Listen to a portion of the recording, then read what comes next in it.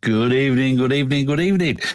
Here's the show that we like to upset everybody, but don't throw his teddy out or buy subscribers. Anyway, Yeah. how's everybody doing? Matt? G? Yeah, coughing up along, but otherwise, all good. Well, join the club. Yep. And Scott, how you doing, dude? Doing pretty well. Who's going to tell Matt his glasses are all fucked up on the graphic? You leave my bastard alone. They're all sideways and shit. That's because I usually end up like that. Yeah, Right. I know. It's not my fault. I blame Jenny Sin for that. It's always your fault. Anyway, yes. So, yeah, we've got a few people in already. We've got Bill as the Sunday check-in. Sunday Hey, check-in Bill. is Matt's new show. Once he gets everything set up, I'll put a link in chat. Somebody called Chernobyl audio. Not sure who he is. Yeah. Yeah. Some I heard he hates Sable. My other half, the beer wench. Eddie Hunter, how you doing? Welcome. Ed Hunter. Block, What how you doing, what drums buddy? are you using on that intro? That's one of the Ogretone drums. Yeah, those are punchy. Those are sounding pretty Yeah. Yeah. What's I used for that one? The kick was nice. I think it might have been the Total Studio drums. I can't remember which preset off the top of my head. It's that. When did I? That's 2 years old. That song. No, the kick was nice. It was kind of flubby, but in a good way. Yeah. good. I mean, Jimmy, how you doing? you like flubby things? That's fine. Me. Yeah. It makes Colin, good how you doing? things.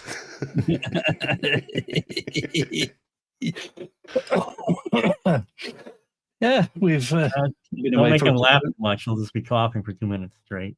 Okay, hell yeah. Yep. No, don't make us laugh too much. My chest has been so fucking fucked the past week. I've been laughing like Muttley.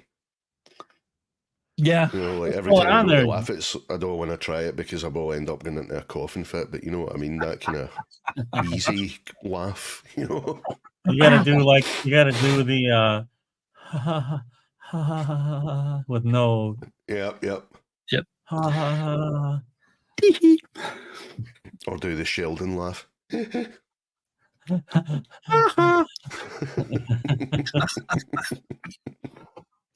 fucking hilarious watching his animation when he laughs. It's just Yep.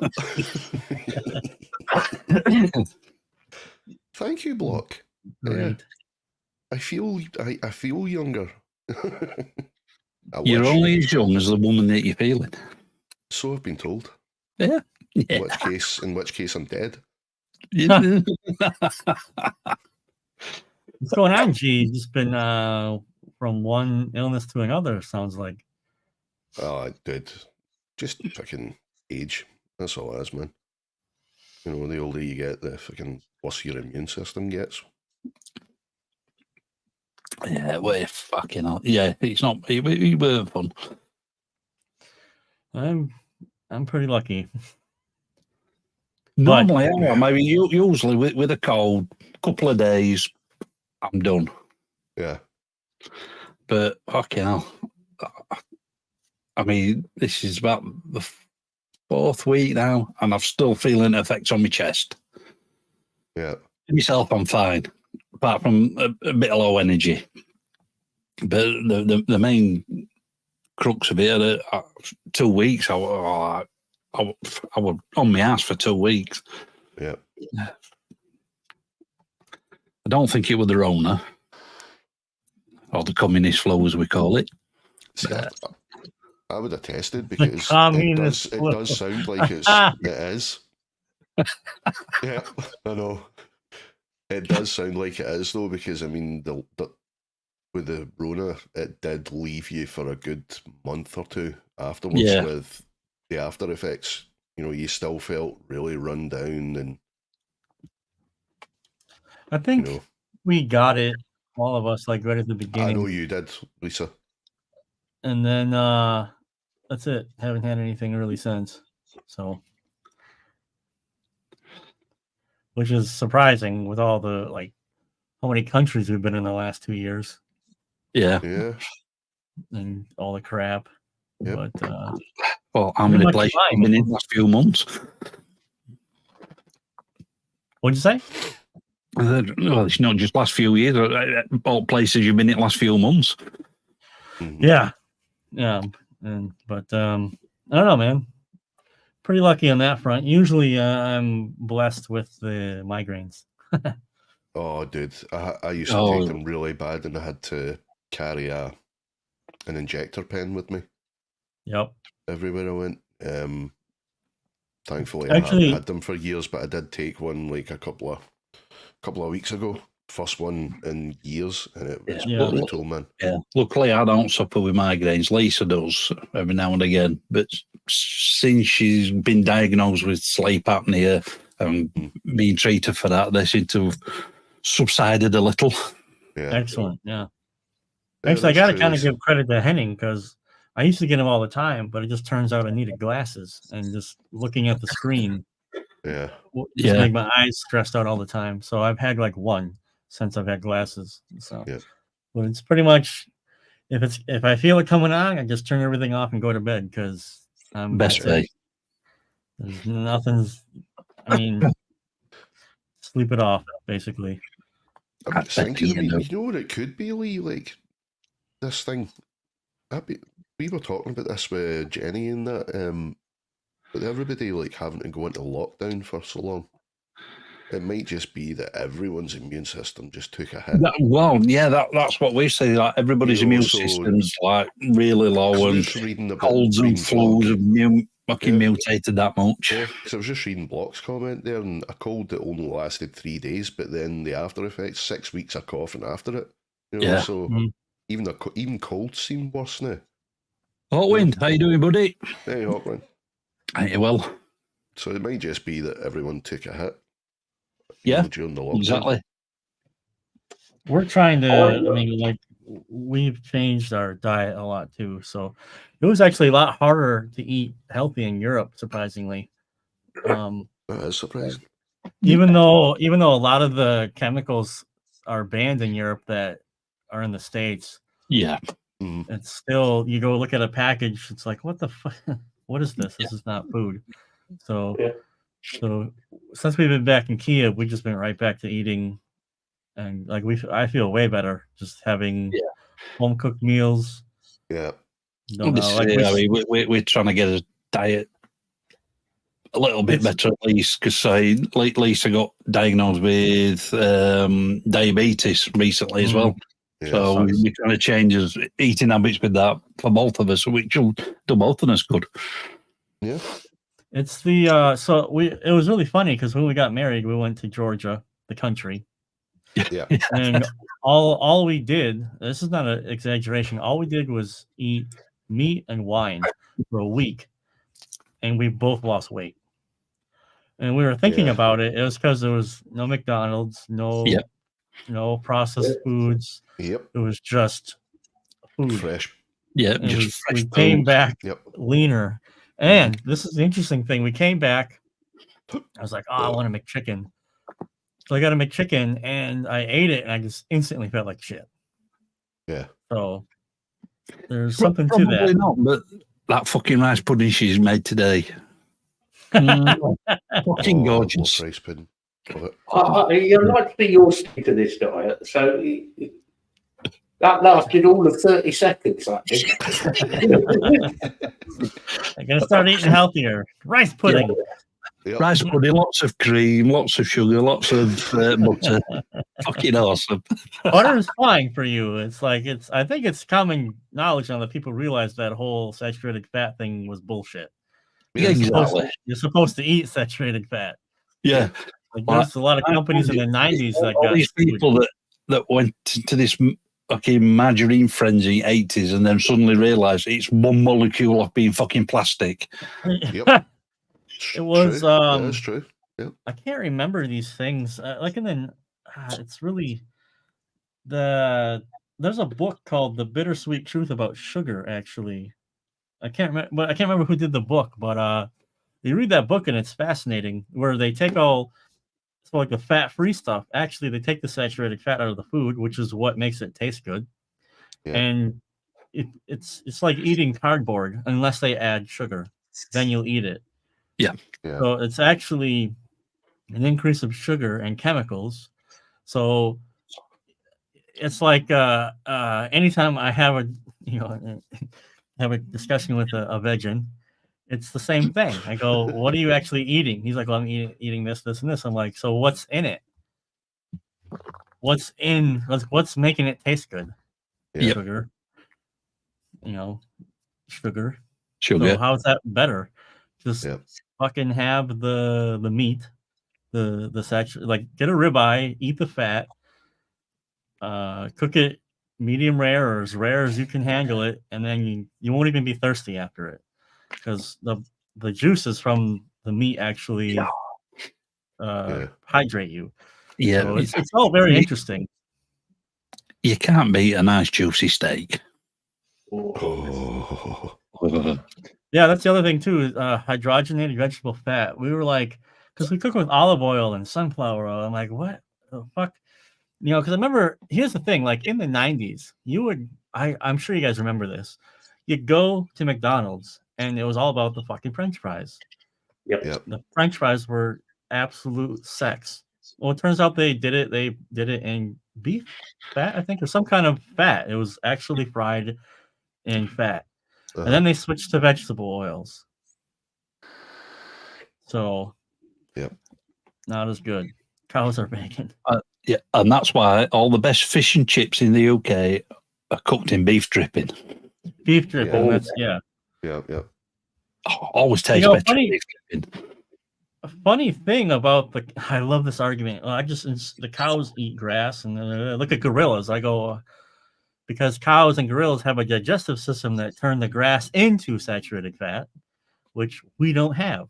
So, and you'll notice there are a lot, like cows suffer from bloating.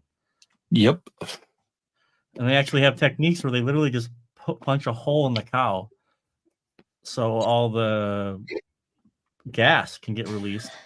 And I don't know about you, but anytime I eat too many vegetables, I feel like a balloon, and I sound like it. Yeah. So, and I feel like shit. That's the thing. I feel terrible. Yeah. Christmas dinner with stuffing and fucking Brussels sprouts. Yeah. Brussels sprouts are disgusting. Yeah, fuck them chins. On their own, yeah.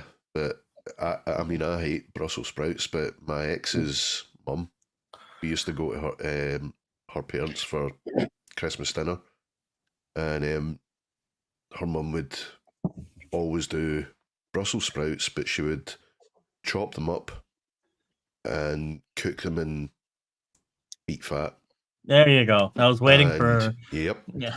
I was waiting for the part where you're going to say butter or beef fat. So. With chopped nuts and. Yeah. Just Jesus, it was fucking incredible. Yeah. So the only thing spoiling it is the Brussels sprouts. Yeah, the only thing problem. That was it. Yes, Lisa. It was bacon, and well, she used walnuts, but chopped like walnuts, but chestnuts is usually the one. She done that, and it was absolutely incredible. Exactly. Sounds like all the extra additives were making the Brussels sprouts tasty, not the Brussels sprouts. Yeah, but well, obviously because it's just. I mean, Brussels sprouts are basically just small cabbages, and they're just pure water basically. So it just soaks up the flavour or whatever's around it. Just don't eat sprouts in the Netherlands. See, the way she done them as well was, they still had a bit of bite to them. Like Block said, they turned to mush. But I mean, these weren't like mushy. they still had a little bit of bite. Yeah. So it was really, really nice. I mean, I hate cooked cabbage. I hate it. Fucking hate it. Well, then you wouldn't like borscht, actually. Nope. But borscht is fucking great. I can eat You have to get the till good. the cows come home. Raw cabbage, I absolutely adore. My grandma made them. Yeah, she's Polish. Yeah, so I mean, for all the shit I'll talk, like I love green beans and peas, actually, unironically. Green beans, love them. So I'm not so keen on green beans, but I do like peas. Yep. Yeah, I like peas quite a lot. But green beans, you guys know what wax beans are? The yellow ones, the green beans, but yellow. Right, okay. Yeah. I mean, I grew up. They were called wax beans. I like wax beans. So yeah. But broccoli, but with copious amounts of butter is required. So. Oh yeah. But usually, like we'll have a ribeye, a couple pieces of broccoli, all just lathered in butter, and that's all you need, honestly. Yeah, if we have a bit of steak, we usually lather it in peppercorn sauce. Oh yeah, man. Peppercorn sauce, absolutely incredible. G-String is about ready to take his clothes off over here. He's like, why do you think I'm using a VTuber? Completely naked, man. He's twisting his nipples. Look at my sexy body. You guys seen that South Park episode about internet where they take the Velcro things off the nipples and? No, I'm not saying that. No. That's an old one, South guys. Park since it first came out, man. I stopped watching after like season 10, which was literally 15 years ago, which crushes my brain. Crazy Can't believe how long that show's been going now, man. Yeah. Well, it's one of those lucky shows where because they develop it so fast, something stupid can happen on Saturday, and there's a show about it on Thursday. Yep. Yeah. So they can be really on top of everything. Yep. And that's what I like about it. No subject is off limits either. Yeah. Well, it's one of the few shows that, is still untamed. Yeah. Well, they have that fuck you money, and they make so much money that the advertisers and people are willing to just take it up the tailpipe because they want money. Absolutely. Because you watch so many TV shows these days, it's so fucking sanitized. Uh-huh. Someone got pissed off at me because I called something gay and like called somebody a fag. And I sent them that South Park clip where they're like in trial, like get in trouble for calling somebody a gay fag. Like, why would you call gay people a gay fag? I'm like, I didn't call it. It's not because he's gay. It's because he's a fag. Because he's an asshole. And the point is, anyway, the judge is like, "Oh, wait, this is making incredibly too much sense to me." So that's the punchline. It's fag. It's just getting silly. I mean, I remember Mel Brooks' History of the World. Yeah. Incredible movie, funny as hell, absolutely hilarious. And then Netflix teamed up with him to do a sequel, History of the World Part 2. DEI. It was awful, man. It was so, like you said, it was sanitized, and you can just tell that Netflix basically told him you can't say the type of things that you used to say. So the jokes just fell really flat. Yeah. It seemed forced. It was terrible, man. I mean, we call it, I don't know, I mean, I guess people on the outside, it's called taking the ticket. You will, if you reach a modicum of success to get to the next level, you'll be asked to take the ticket. And whatever that ticket is you literally give a part of your soul away. Yep. Oh, yeah. Right? So I mean, yeah. Like all those old shows, all those old Monty Python skits, you couldn't do those anymore. You couldn't make any of those days. I mean, even cult movies like Drop Dead Fred. You couldn't do a movie like Yep. that. No. There's an Bill- old British film, Rita Sue and Bob 2. You couldn't make that these days. No, no. It's I a mean- fucking classic. I mean, imagine trying to pitch a show like Keeping Up with Appearances. Yep. In this Love day Thy and age. Neighbor. Yeah, or Yep. even AbFab, you wouldn't even be able to do that. Yep. No, Bill, I don't want to imagine Netflix remaking Blazing Saddles. Thank you. Do you know they were actually there was talk of a remake of Blazing Saddles? No. It wasn't Netflix, but they were talking No. about remaking it. Yeah, No. there was talk of it. I remember seeing that. And I'm pretty I sure mean- Mel Brooks said that he was wanting to do a sequel in it. But I mean, given what happened with History of the World, I'm glad it's not fucking came to fruition. It's just what's the point? I mean, what's the point? Yeah. You know, Exactly. like, you guys remember the old show? I don't know if it was syndicated in Europe, but there was an old show called Quantum Leap in the 80s. Oh yeah, yeah. You know, Sam Beckett. Sam Beckett. Yep. Yeah. And Wow. I didn't even know that they had rebooted it. And I'm Yeah. like, oh, well, it's I watched it. DEI diversity plus, and Yep. obviously it's not as good because they're so focused on, I don't know.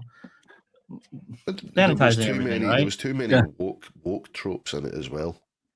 Which Joe dates Pesci, it. Sorry, go ahead, Matt. No, I was just going to say what Block just put in there. Well, one word Yeah. on the end there could get a show shut down. Oh, yeah. Yeah. Yeah, So I'm not gonna say this because not my stream. Like I won't say the word, but I got into a heated argument with a guy. He's like, you can't say this word, and then I said the word, and he's like, you're a racist. I'm like, so you agree with me that it is a bad word? Say it. Say that it is a bad word. No, I'll never. So you're caged in your mind. Of course, it's Yeah. a stupid word. Of course it is. You know, it's a dumb word, but Yeah. the only reason it's around anymore is not because of us. Nope. Yeah. So Yeah. That community's taking that word back. Yep. you know, it's there's a funny comedian. I gotta find this and send it to you. He's like, yeah, there are some words that white people can't say, right, black guys? Yeah, but there are also some words that blacks can't say, like the word ask. So, Axe. yep. So he's fucking hilarious. He rails on everybody, but I mean, that's what makes it funny because you rail on everybody. Mhm. Yeah. You rail on everybody, and like, I have a cleft lip and palate. I have a little bit of a lisp. I've heard every lisp joke you can think of, but when I hear a good one that I haven't heard of, I'm the first one to go, yeah, that was fucking good. Yeah, That was a good Yeah. one." Nah. I mean, can you imagine, like 200 years down the line, like human race won't even talk to each other because they're too afraid of Well, what they say is taken out of context, or Yeah. Out of context. Oh, you've offended me. But Well, that's it's not- what they want. That's what the Everything- people in power want, the big people. yeah. yeah. Well, you nullify that by saying that's not my problem. So it's your Yeah. responsibility to manage your own emotions. So if you disagree with that, that's fine. It's your problem. There are Yeah. things I certainly disagree with that for me, I say I would find offensive. And honestly, sometimes I got to go, am I offended because like I really like that song, or am I offended because it's actually offensive? Mhm. Am I having an emotional reaction here, or is there really something fucked up? Yeah. And It's like certain comedians in the UK are getting shadow banned in different towns by certain Yeah. councils and the woke people on these councils. And it's like, so what? If you don't like XYZ comedian, don't go and fucking watch him. Exactly. There's this thing called It's the a remote. You terrible can just time to be a comedian. Exactly. Right Don't Shall go we and talk their about, fucking shows. It's not rocket surgery. should we talk about Scotland? Oh, Yes. Scotland and their Yes. draconian hate crime laws. Yes. Yeah, and now they're slowly turning into Orwell's 1984. Wow. Just wow. Double plus good. Well, Yeah. let's. The thing is, right? This is probably a group of people that are probably. Yeah, they're probably quite a size when you see them there in a crowd, you know, with their big fucking banners and all the rest of it. But when you put them next to the general population, it's not that many people, right, that are asking for Miss Rowling's fucking Exactly. being hung, drawn, and quartered. Yeah. But I mean, I actually agree with what she's saying. I'm sorry. I don't know. I'm out of the loop. I don't know what happened. At the end of the day, well, I don't agree with what she's saying per se, right? But I agree with her angle for, you know, her defence in it. You know, why should you be afraid of speaking your mind? It's an opinion. It's not. You're not telling people this is the way you should think. No. You know, it's an opinion. And it's got to the stage now where people are facing court and, you know, their livelihoods taken away from them for actually just having an opinion. Yeah. It's not. And it's not even having an opinion in public. It's having an opinion in your own fucking house and somebody grassing you up. Yeah. It's shocking, man. People losing their jobs and shit over it. And it's very fucking dangerous having governments fucking dictate what fucking speech you can and can't fucking have. Mm-hmm. But is this going to apply to everybody? No. Well, is it going to apply to ethnic groups? See, this is the whole furor about it, is because she seems to have gotten away with it, right? Mm-hmm. You know, whether you like her or not, she's got away with it.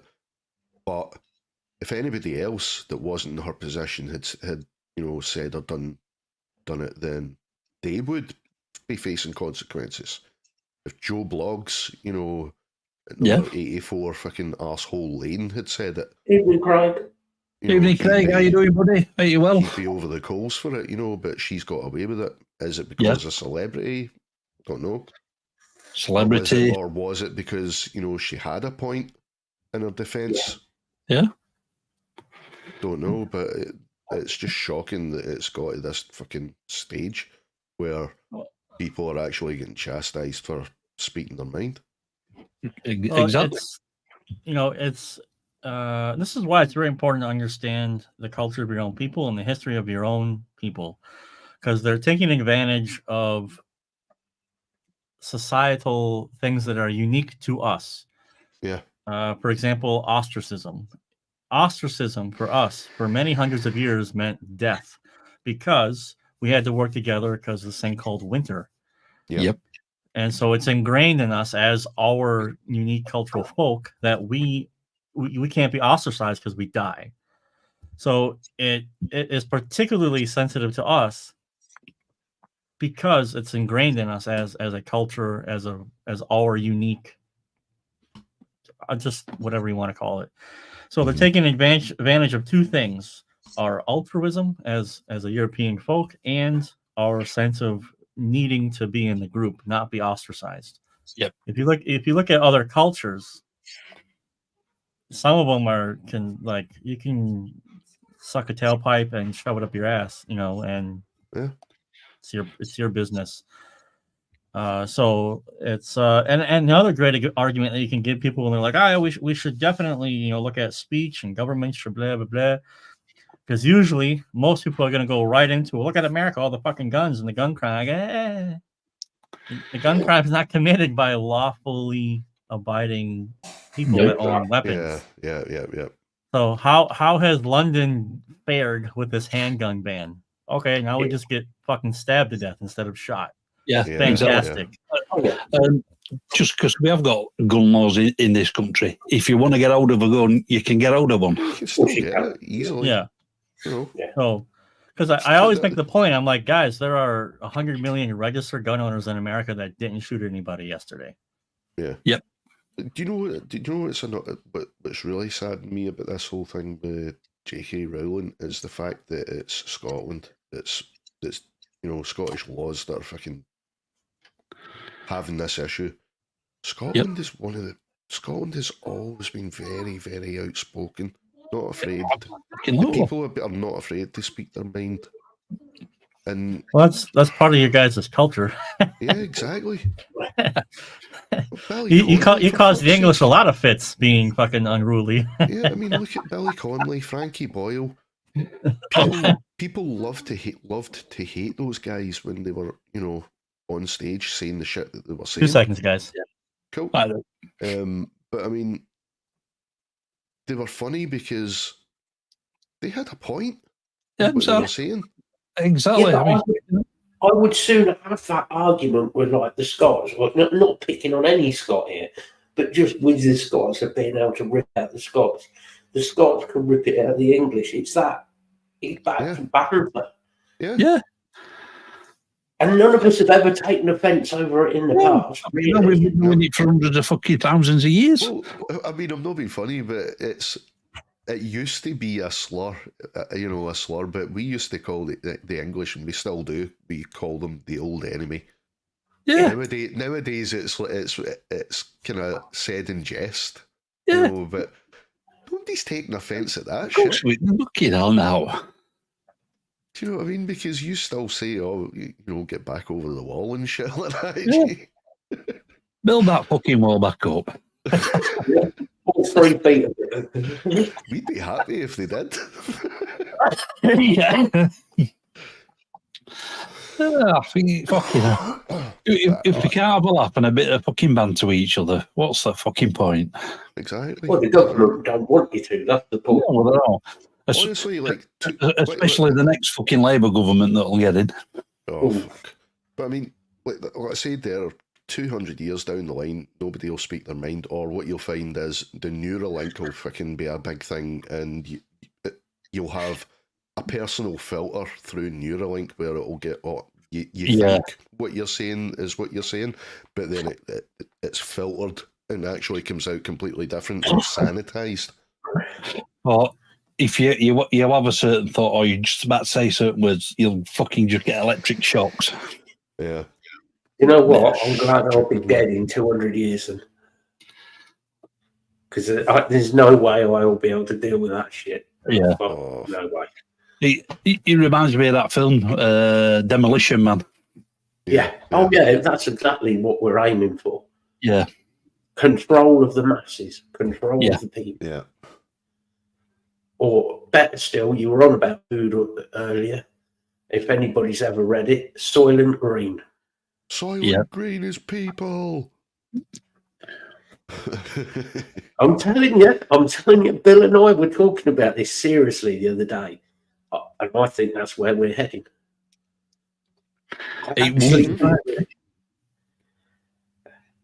That's a scary thought. Exactly.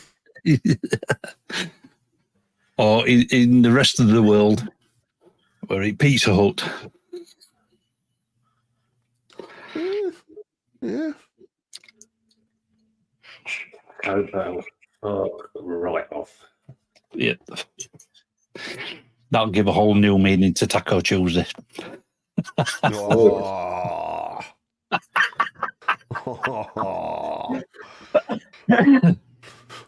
And Wednesday, bog roll sales will go up. Logan's Run, there's a fucking fantastic film. Oh, I've not seen that for years. Yeah, man. That is a gem of a movie, man. Yeah. Do this here. There we go. There we go. What'd I miss? Not a lot. Not a lot. We were just saying that this dystopian future is sort of reminding us of the Stallone film Demolition Man. Yeah, and then Soylent Green and Soylent Green. That's a throwback. Wow. Logan love that. Well. I love Soylent Green. They're eating its people. Yep. Yeah. They have Soylent Green, right? And they came out with a drink called Soylent. Yeah. Yep. Like Jesus. Yeah, no, it's always the same story, right? It's usually the can't do's and the have-nots because they can't usually have the bright ideas of socialism in these things. Nope. Yeah. So, But you've got to laugh, right? I mean, like the whole point of the democracy is freedom of speech, blah blah blah. Yep. And yet, Allegedly. Yeah, allegedly. And yet you look at all these new laws, you know, the whole J.K. Rowling thing, I mean, that's just fucking stupid. You know, you're telling somebody you can't say that shit. Well, isn't that undemocratic? The whole point is it's Yep. an opinion, so It's an opinion. You may agree with it, you may not agree with it, Yeah. but she's entitled to fucking her opinion. She's not like, it was something that was said and, you know, somebody picked up on it and went, oh, she said such and such. You know, it's not like she's out on the streets and preaching about, you know, her point of view.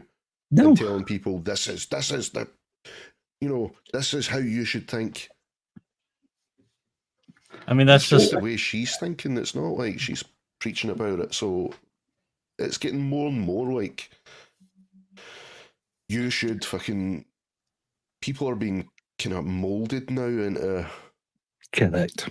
what social media's wanting, which is just robots. You know, robots with no opinion.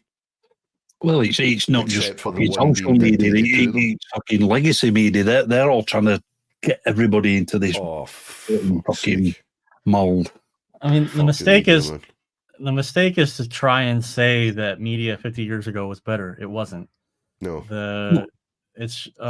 And the point about democracy, there's a really small detail that's very important that people should keep in mind, that democracy works only in a society of, what's the word? I can't think. Hold on, guys. Oh. No, that's the Scottish people, especially ones from Irvine. Yes. Yeah. I mean, news should be just that. News. Exactly. But It's news. Past Same as few decades, news has just turned into entertainment. No, the point about democracy is it works when the society is homogeneous. That's what I wanted to say. Because there's a like idea, there's a like culture with like standards and like ideals and like societal norms. So it's just like the argument that I get, because you're a racist, shut up. So if you take a glass of water, you can only pour so much salt in it until it's not water anymore, and now it's salt. So the water can absorb some of it, and some people might enjoy to drink a little bit of that, and that's fine. But then it's not what it was in the beginning. So, you know, like if I were to travel to England, I'm not interested in seeing the cities because it's not England. And if you want to call me a racist for saying that, that's fine. I would go up north where it's English. Like, what do you eat? What's the breakfast? What's the culture? What are the sayings? What are the norms? I would want to experience English culture, not whatever.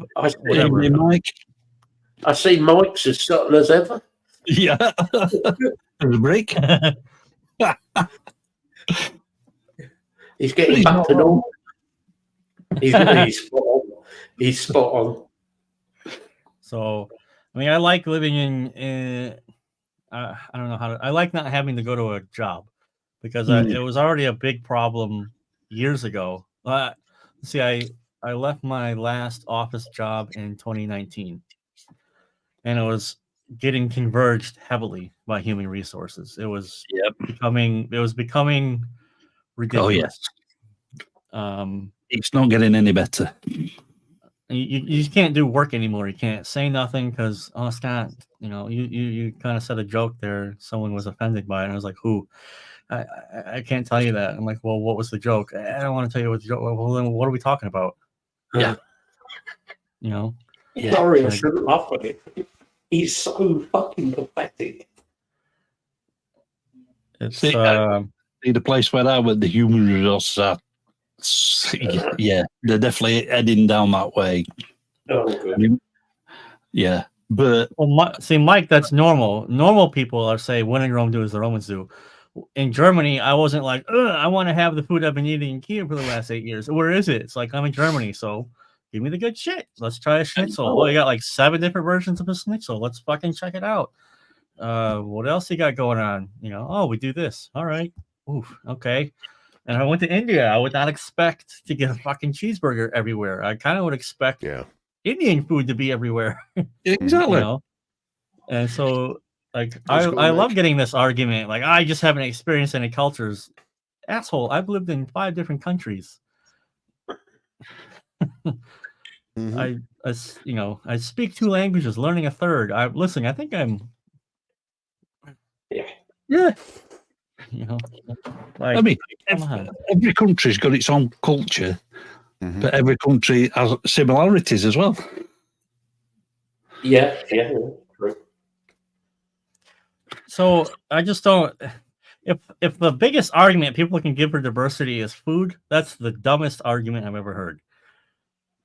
And because that's like saying Europeans don't have culture. Are you fucking kidding me? Go to France. Like, just do a history of culinary cuisine in Europe, and the list is miles long. From super spicy to bland as water. It's complete. So I love Mexican food. I love spicy food. I'm fine, but I mean, it's not an argument. Like, it's not an argument. You like what you like. I mean, I'm not a fan of hot spicy food. No, I mean, if it's tasty spicy. But the hot stuff, no, I'm not keen on hot spicy. Although I did make a chili a couple of months back, and I had to put some more sugar in it because it was a bit hot for Lisa. Like a dragon going in and a rocket going out, eh? Whoops. Yeah. I just don't know, man. I mean, why is this so fucking... Why is it so... I don't understand why this is so difficult to understand. Why it's so... You know, what's the point of traveling if it's all the same? Why? Exactly. You travel to see different things and experience different things. Yep. And cultures. Absolutely. Yeah. It's Scott, you're just racist. You say you're like European culture is best. I'm like, well, of course I think that because I'm who I am. If I was black, I'd be like, fucking Africa, suck my dick. I'd be all about it. But I mean, I'm not. So, but that's racist because my melatonin is not the right shade. But it's annoying. You just can't have a conversation with anybody. So yeah, I like not working in an office. I'd be fired. Would be super in trouble. Yes, I said the HR where I work, they're trying to get a bit. They are going that way, but one of the managers of my department is an ex-squaddy, so most things go. Yes. Yeah, you're safe. I'm sorry, if he's an ex-squaddy, we're good. You mean like a military? Yeah. Gotcha. All right. Yeah. They know what works and what doesn't. The American military is figuring that out too. Forced diversity somehow decreases the combat readiness. Who would have thought? Yeah. Yeah. Holy shit, the American military is coming quick. They're going to throw the tampons or whatever. You know, Jesus. That was the first time I had cognitive dissonance when I was in basic training. You know, because you know, everyone goes through school. You go through school with feminism and, you know, the pay gap and all that shit, which is all not true, obviously. But the first cognitive dissonance I had was when I was in the military and we had to do PT test scores. And I'm looking at what I have to do for my age group and my weight versus what the females have to do, and they get the same amount of money for literally half the amount of work. And I'm like, okay, that's weird. Yep. So I mean, yeah, military. Fun time. Fun time. In all the wrong ways. But no, but like on the channel and stuff, I can't ever say anything. Like I've had to delete takes where I call something retarded. I'm like, gotta cut that out. Someone's gonna say something stupid. Yep.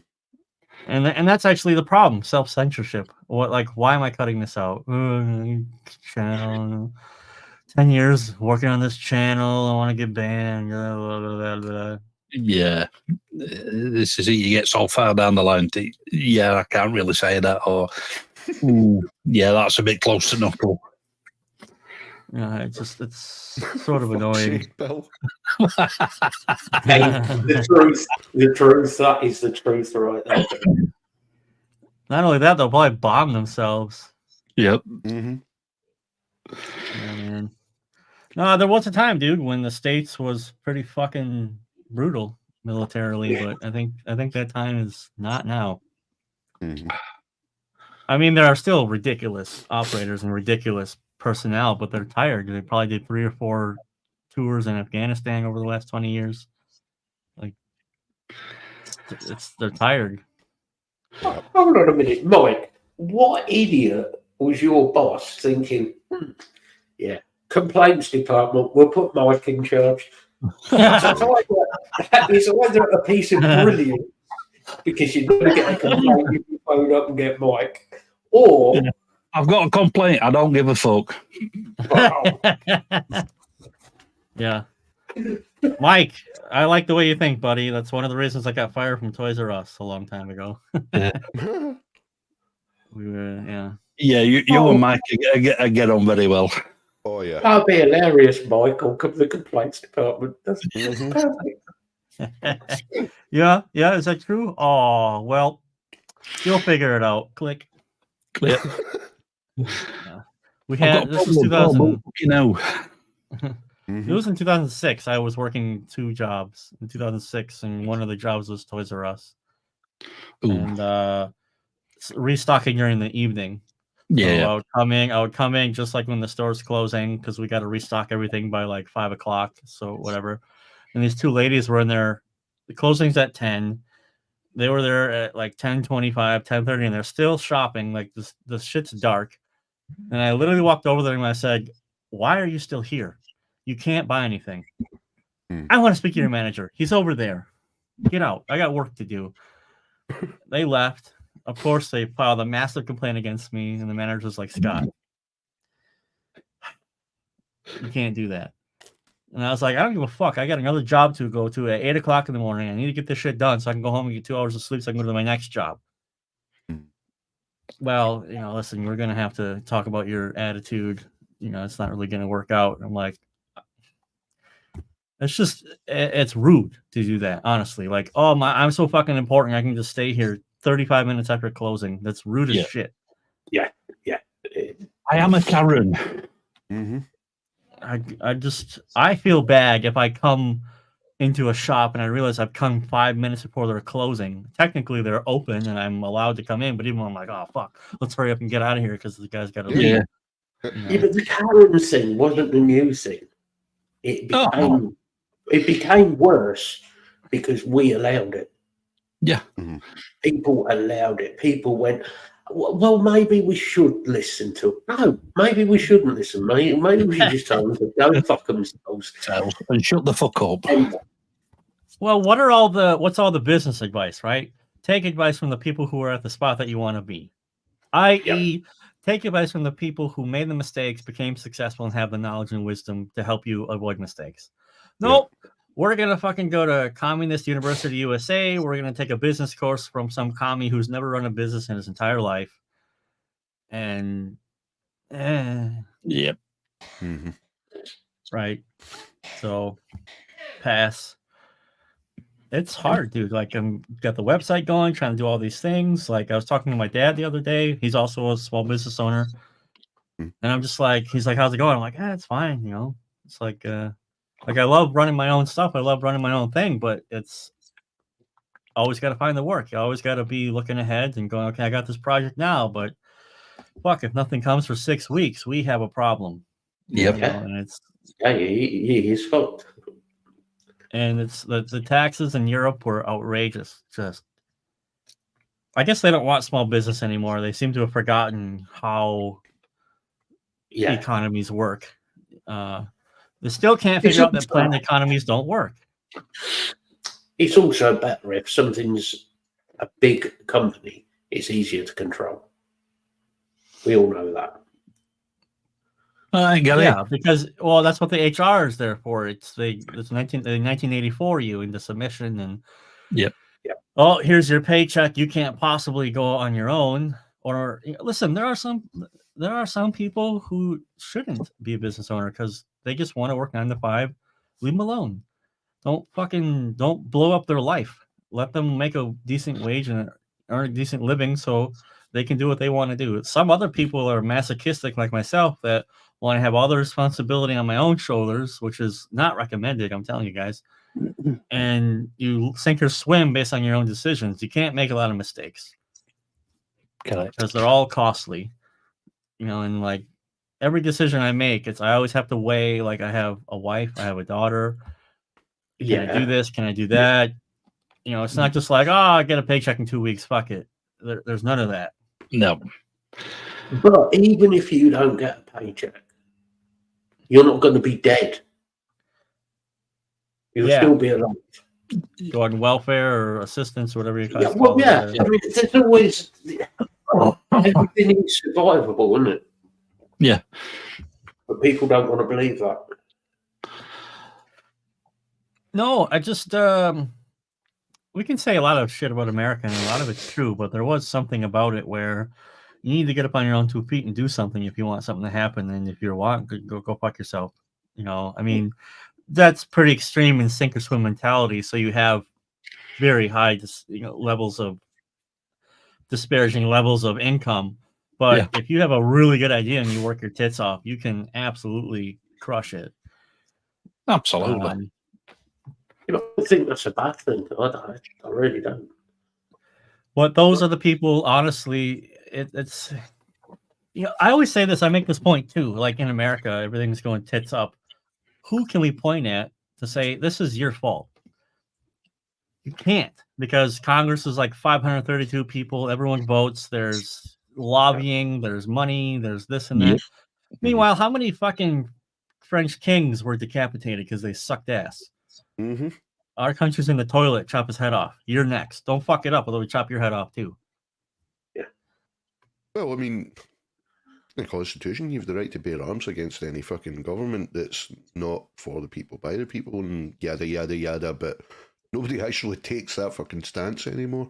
Because they realize they don't have to ban the guns. They just neuter you psychologically. So they keep drawing the line, and you keep drawing the line in the sand, right? Like, don't do it, I'm serious. And then you go across that line. Okay, I'm serious this time, guys. This is the line, guys. Seriously. And you just keep walking it back. Yep. Mm-hmm. And so you don't have to ban guns in America. No one's going to use them because psychologically neutered. But I wouldn't recommend trying to do anything because you will find people that, But you can't. That's a big difference. You can't go picking on poor old Sleepy. Sleepy Joe Biden, bless him. Oh, You yeah. can't attack him.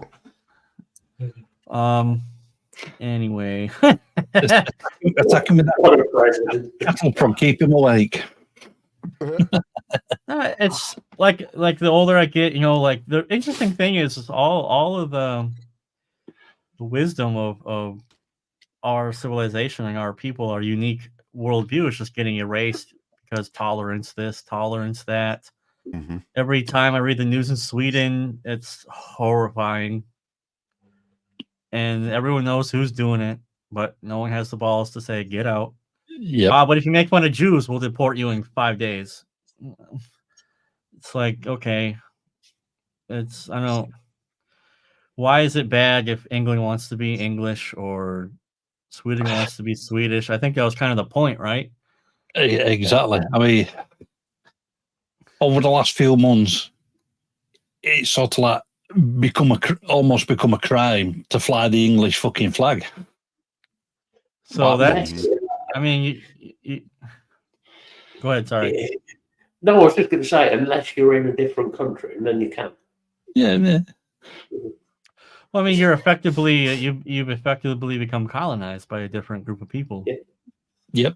Because your ideals are being superseded by those. I don't know what they are. I mean, fuck, could be London stand here within 100 years, for Christ's sake. If it isn't already, I don't know. Never been there and no plans. So. Yeah. Oh, dear, what a shame. Only twice. Don't get me started on that fucking little bitch.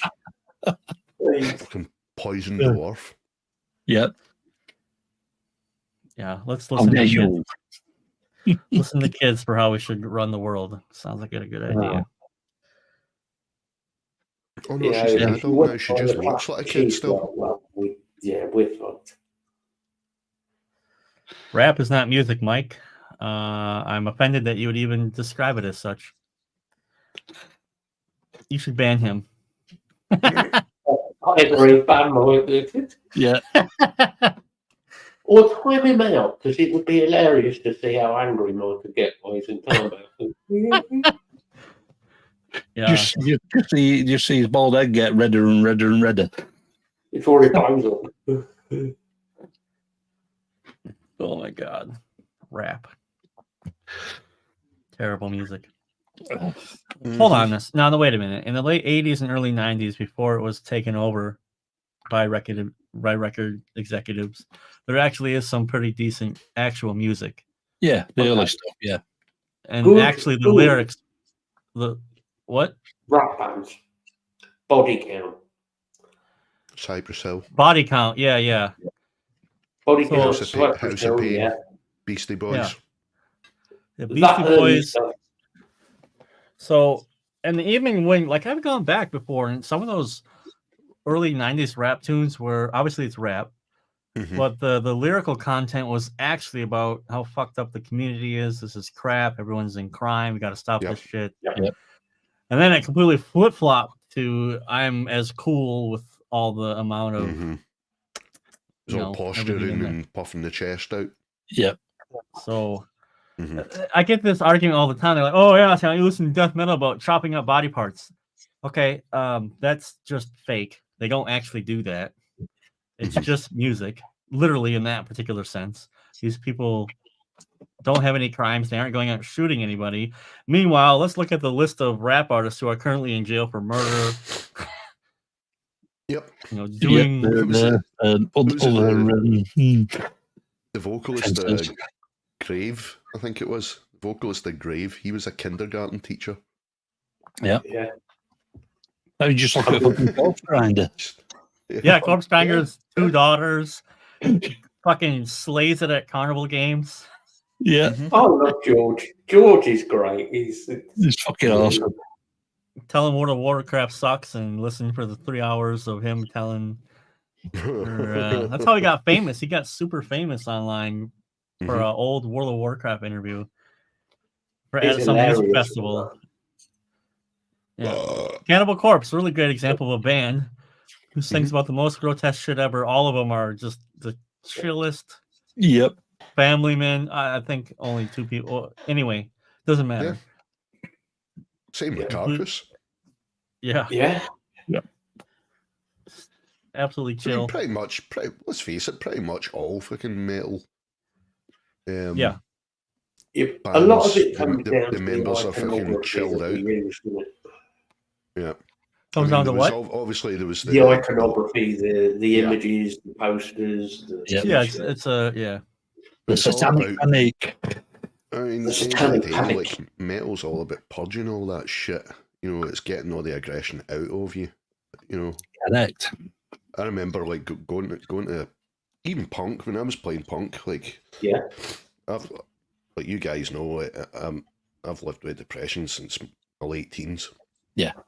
But the one thing that I always used to love was going into the studio, even when it was punk, go into the studio, fucking scream through the microphone for a few hours, and you'd come out feeling like the world had been lifted off your fucking shoulders. It's just that fucking release. Mm-hmm. Because you can put all your anger, all your rage, all your pissed off at the world into that. That's what it's all about, man. And that's where it should be. Then when you come out, you're not angry at the world necessarily. Yep. Well, It's a tribal fucking dissonance practice. No, you just come out chilled, go down the pub, have a pint. Mm-hmm. Wait for somebody to finish up in the pub and there's nothing. That could just be me, though. Yeah, it's, I don't know, man. Oh, fucking hell. NWA. Yeah. Yep. Metallica made Motorhead. Yeah, I mean, it's so funny. It's like I put in my Spotify playlist together and stuff, and today I was just listening to classical, and there's this so the American Football League, they have this guy that he does theme songs for documentaries and stuff that they've done. Was listening to that. And then I think yesterday I was listening. What the fuck was I listening to yesterday? Some synthwave band. And then I was like, I feel like listening to Marduk for a little while. Yeah. Well, no. But yeah, no, for sure, definitely. Exactly, Yeah. Gary. And Queen are have been one of my favourite bands since I was a kid. And my favourite And it only album took of one all guy time. to write the music, not 17 to produce WAP. My favourite album of all time, A Night at the Opera, because from a production point of view, genius. Fucking genius. And a writing point of view, genius again, because I mean, you can't pinpoint any one particular style or genre of music in that album from track to track. It just jumps, but yet when you put it all together, it just works. It just somehow. fits. Yeah, it just all fits together. Beautiful. And the thing is, I mean, who was it? I was watching Drumeo channel the other day because Charlie Benante was on it from Anthrax. Anyone who doesn't know Charlie Benante, where have you been? Yeah, he is the guy that pioneered, and he pioneered the blast beat. Basically, there was maybe one or two bands that were doing it for hardcore punk music, but he was the one that kind of brought it to the forefront. In a mainstream level. But he was talking about influences and all that, and he mentioned Queen, and he says at the end of the day, Queen, whether you like it or not, they were a metal band of their time as well. You know, they were a metal band. They just weren't all the time. Yeah, right. You know, you look at songs like some of the early Queen stuff. It's fucking pretty heavy for its time. Yeah. You take the song. Was it? That's the one. Yeah. Nailed it. Oh, fuck it. A couple of the songs basically are really fucking heavy, man. You know, they're for the time, they were, you know, some killer fucking riffs. And then again, you go to the next song and it's just completely classical, or, you know, it's a nice little fucking 1920s ditty about fucking modern girls going along a promenade or whatever. You know, it's really fucking weird, but they were geniuses. But, yeah. 7 Seas of Rye, Tie Your Mother Down, yep. Not doing anything to your mother.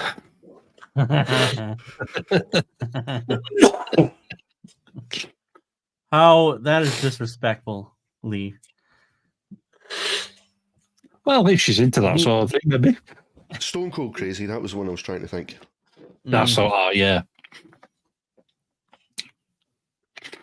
I mean, that is when you take the vocals away, that's a fucking metal tune. You can deny it all you like, but that's a metal tune if you take the vocals off it. I don't know what level 42 is. Sheer Heart Attack. Level Level 42. 42. Were Holy a pop fuck. band from 80s. Yeah. What? A pop band. Oh, Yeah. I guess not- they're English. Yeah, I guess. English pop band. Yeah. Gotcha. No, to be There's able to not- admit to that. There's not a bass player on this world who doesn't know Level 42 because the singer Mark, can't remember his fucking name now. Mark I can't something. remember. He done slap bass all through the fucking band's career, and he was just phenomenal. he was a fucking phenomenal player. Is a phenomenal player. Sorry. I want to say, aren't they still doing the sort of 80s circuit at the minute? Yeah, they're still going. Oh, fucking Wham. Oh, I gotta be fuck. honest, there are like some of those 80s pop stuff I really like. Like I unironically like the Rick Roll song. I like it. Heaven 17, there was a great band. What's this? But, yeah, I mean, they they were all from played- Sheffield. They're not that great. They were all proper bands though, and they wrote really great tunes back then. That was the difference to today, you know, where it's getting written for them or Yeah. Yeah.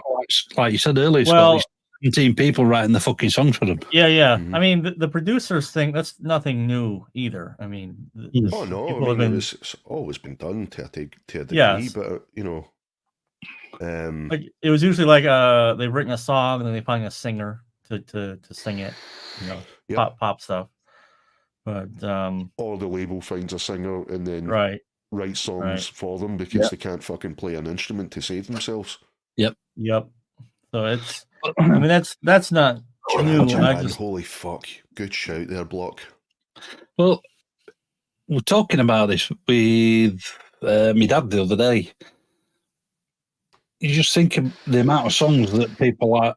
You may not like these or like or dislike these people, but the Gibb Brothers, how many songs did they write for other people? Bob Dylan, Yep. people like that. It's like Dolly Parton. Bee Gees were fucking brilliant, man. I just hated them at the time, but I mean, looking back, those guys had fucking serious fucking talent, man. Yeah. Fucking three men should not be able to reach fucking notes that fucking high, even in tight trousers. It's just, I mean, every era or every decade will say it like that. You know, I'm partial to 80s because I was born in 85, and my parents were very much still in that decade as I was growing up and remembering it. So I grew up on a lot of 80s culture, a lot of 80s You need music, the wheel P. 80s cartoons. So, but obviously, I say that, but also the late 90s, early 2000s are always imprinted on my mind too, because I was a teenager at that time. So Yeah. I might hear a song on the radio and go, oh, wow, okay, that brings me back. More so than Teenage Mutant Ninja Turtles, the 80s cartoon. I mean, 'cause I can remember watching it, but I can't like place myself specifically at a moment in time. Yeah. If I hear like Antichrist Superstar, I know exactly where I was, what I was doing. Yep. It was 1996. You know, I was 11, 12, and I listened to that shit nonstop on my Discman, if anyone knows what that is. Fucking this man, Yep. Jesus. Burned through so many batteries on that one CD. Just Remember opening when the anti-lag booklet. first came out, trying to jump to make it fucking jump to see if it could jump. Yeah, right. Oh, anti-skip. This will work that on was the bus, guys. I got anti-skip. I can be on the bus with this one. Yep. Yeah, I was like that back in the 80s when about 15 when Raining Blood came out. We're like, fuck. You just knew where you were when that was like when you first heard that album. Like, yeah. That has to be, you know, I remember like the first time I heard black metal probably is the same way that you felt when you heard Raining Blood. Yeah. Was never a Slayer fan. Because when like I heard Nightside Eclipse for the first time by Emperor, I was just like, what is that? Yeah. I need to hear more of that. Yep. Wow. And then right after I found that disc, I found Cruelty and the Beast, and I was like, what is that? You know, I was more partial to Cruelty and the Beast because, as it finds out, Stewart was a huge Maiden fan. So there's a lot of Maiden style guitar work. Yeah. I mean, I love Emperor, but then the Cradle of Filth was like a blend of like Iron Maiden, Yep. goth subculture, some black metal, but melody. Mhm. And I always hated Danny. The vocals are fucking trash, but I can just ignore them and listen to the music. Yeah. Yeah. Like if they released an entire discography from the, what'd you say? But I mean, yeah, you might not like his vocals, but I think he's a good storyteller. Mm-hmm. I was 11, got my first cassette recorder. Oh boy. I'll tell you. I mean, again, you know, like I had a Discman, but I obviously had a Walkman before that, had a radio before that.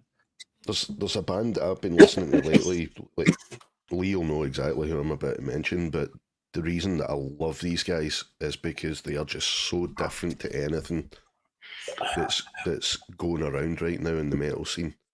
And they remind me of Queen, but not because they sound like them, but just their approach, taking the most random genres and blending it in with another genre that, if you read it on paper, I'm going to take like ethnic Hungarian folk and blend it with metal and EDM. You're like, what? That's never going to fucking work. Accordion on a metal tune? Igor. Yeah. Igor. And then all of a sudden, Ailstorm's like, hold my beer. Mm-hmm. Yep. Pirate metal.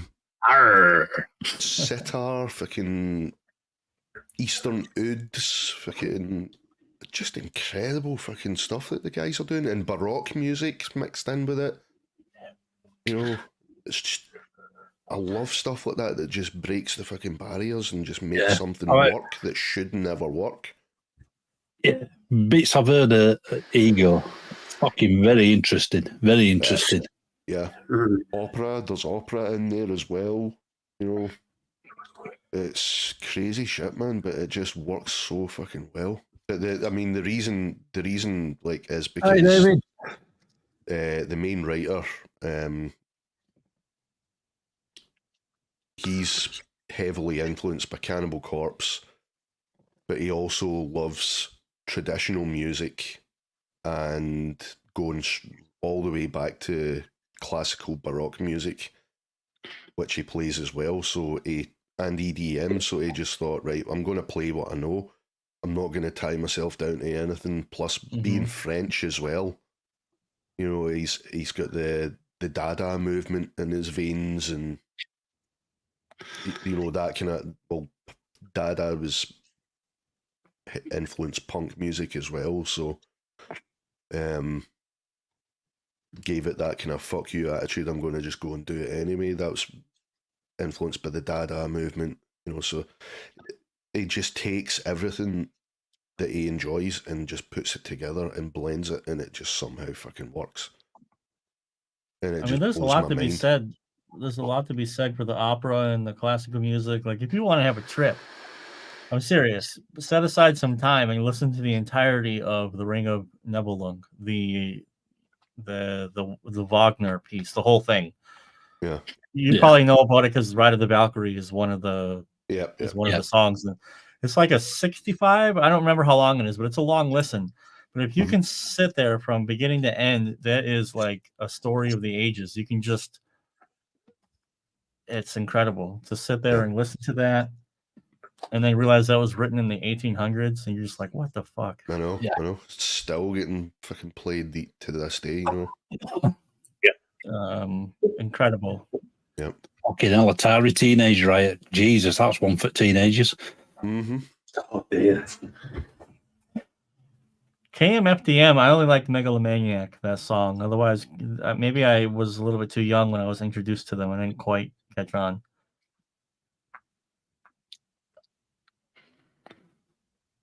Actually, like, it took me a while to get into electronic music.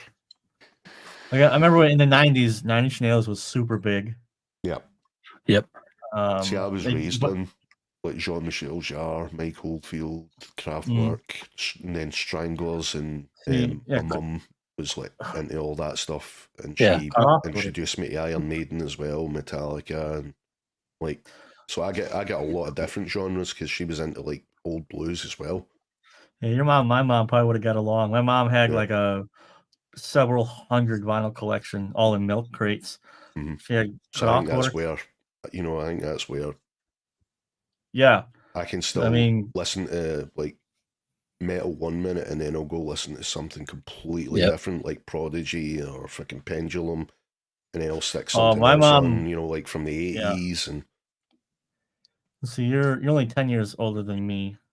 yeah. So yeah, my mom was stuck in the 70s, but I mean, she had all the Kraftwerk on vinyl, Mm-hmm. Tangerine Dream on vinyl, Same. Yep.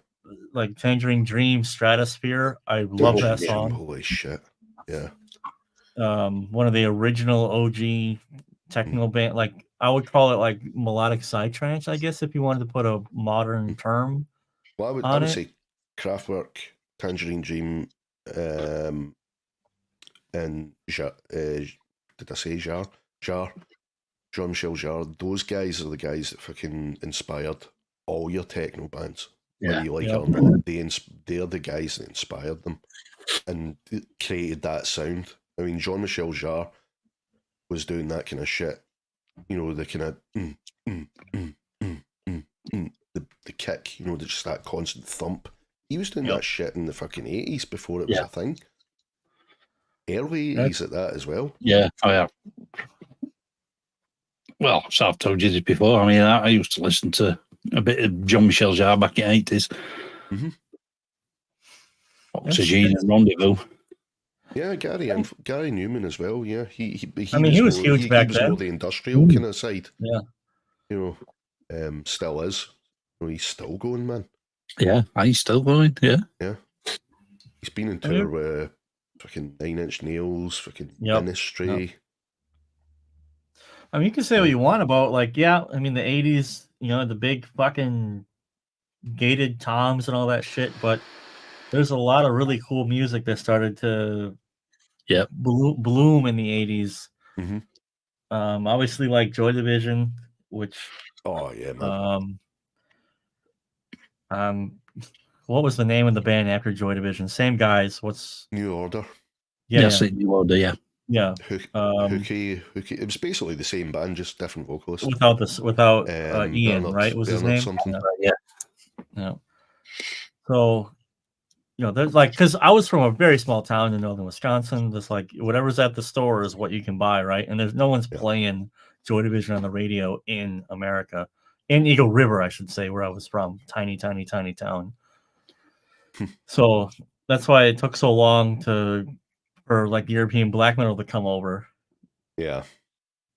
And it's just black metal has never really taken off in the States like it has done in Scandinavia and Europe in general.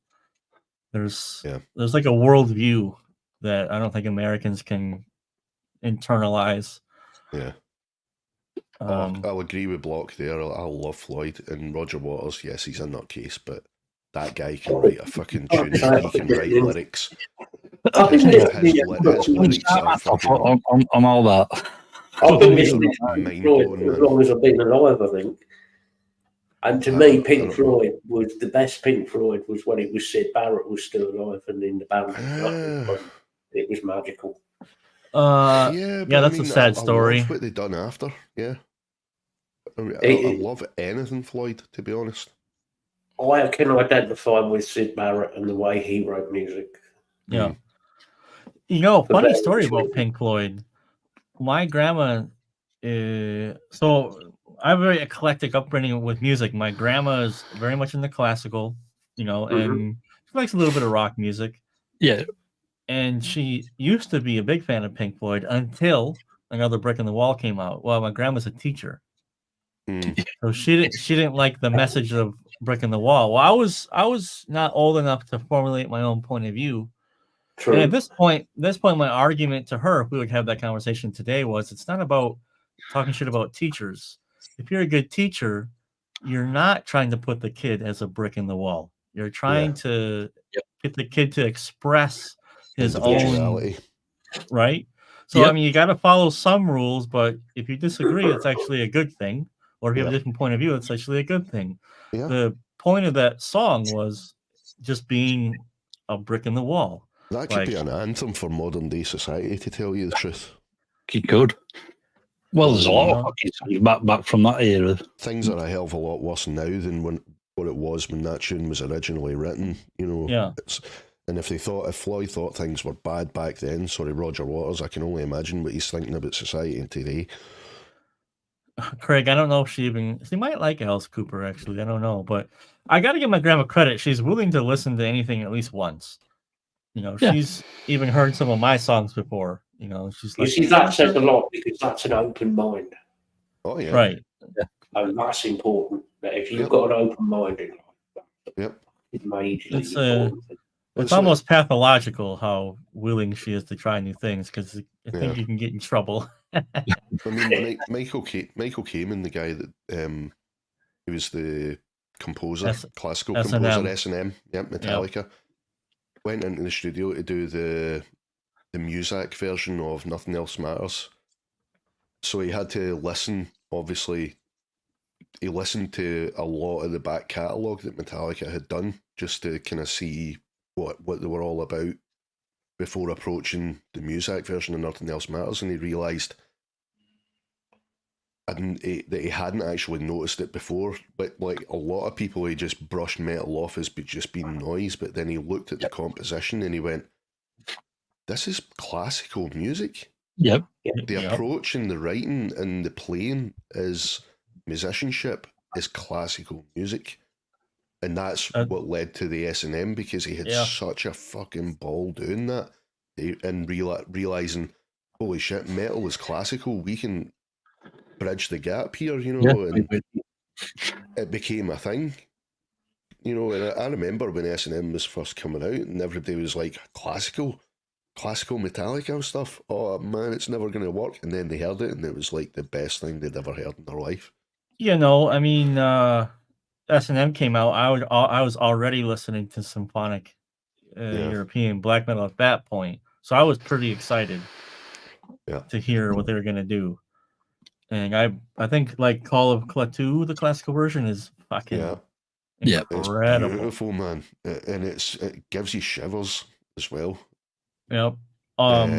Even the song that was actually written by Metallica and Michael Kamen, No Leaf Clover. Yeah. Fucking hell, man. It's amazing. I mean, this is all old news to us because, I mean, metal and classical just goes hand in hand. It's very, very... Yeah. It's... You could make any metal song classical within reason, you know, but you could definitely turn any classical song into a metal song.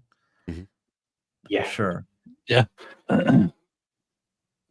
Like so, I mean, Carcass have said this. When Ken used to write a lot of the riffs, because his dad used to listen to a lot of classical, and Bill said, Ken's coming up with these riffs I would never come up with as a guitar player. Right. Because he's not a natural guitar player and he's listening to a lot of classical music. He's coming up with these fucking weird riffs, but they sound cool. So we use them. Yep. Yeah, that's one thing I'm working on this track for Ron for this Loudstack review that's coming out next week. Yeah. And it's just the beginning of the song is like a German march. It's just the way that it came out. And I'm like, this is really new for something that I've done. And I really enjoy it. So I'm going to keep it. Because I was like, oh, we can't do that. You know, it's not really what I do on my channel. But then I put together something else, but I kept going back to the other track because it gets stuck in my head. Yeah. So, like, the other one's just some riff salad. It sounds cool. It's impressive. But, I mean, like, it's not. This other one just sounds really, really... When you hear it, you'll understand what I mean. Yeah. Shostakovich. I mean, a lot of the Russian composers approach classical music from their cultural point of view. Yeah. Which is what makes them very interesting, right? Yeah. So exactly. Yeah, and I heavily dislike modern experimental classical. It's just like modern art. It's not music, just like it's not art. I for one time I was like, I wonder what they're learning in Berkeley. Out of curiosity, I watched some Berkeley performance. This is some dude on a clarinet just squeak, squeak, squeak, squeak, squeak, squeak. Like made a composition out of errors that clarinet players would spend years trying not to make.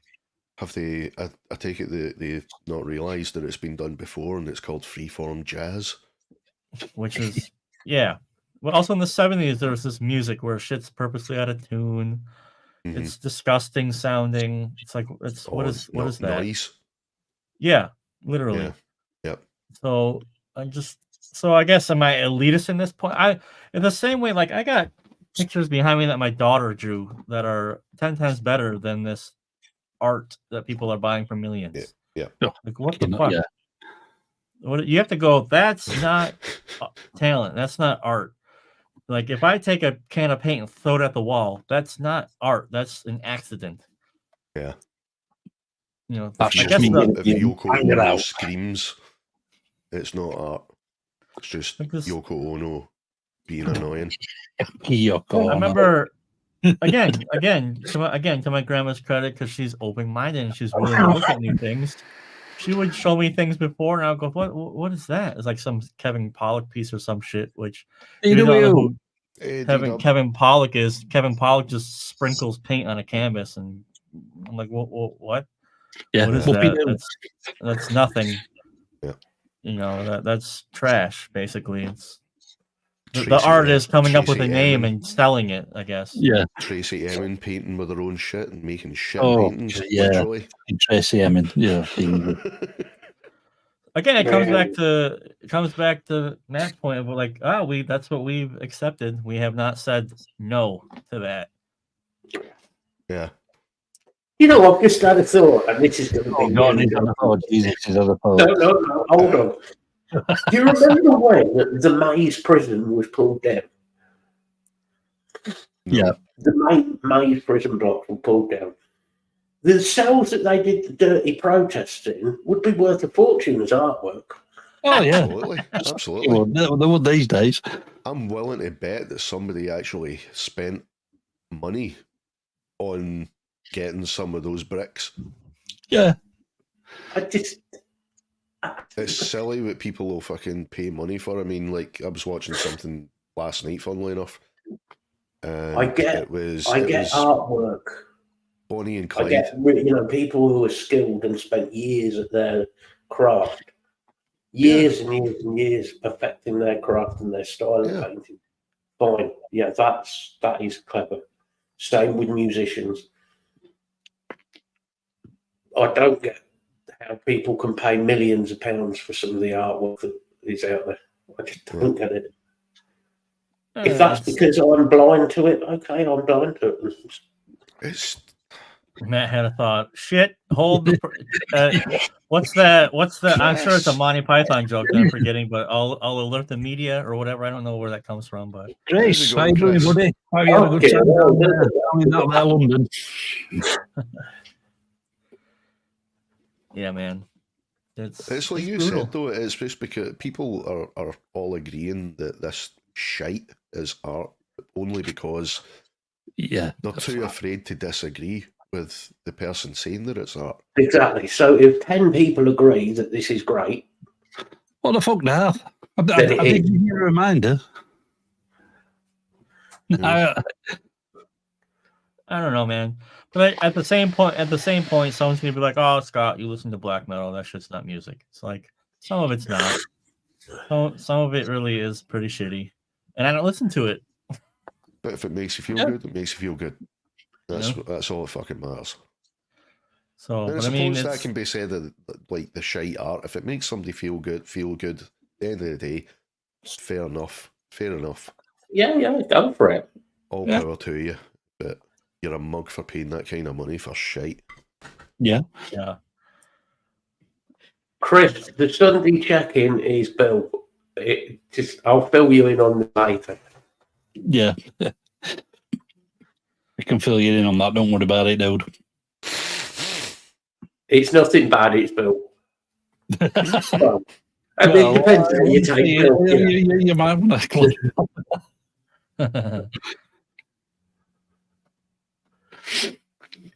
Music's always going to be good.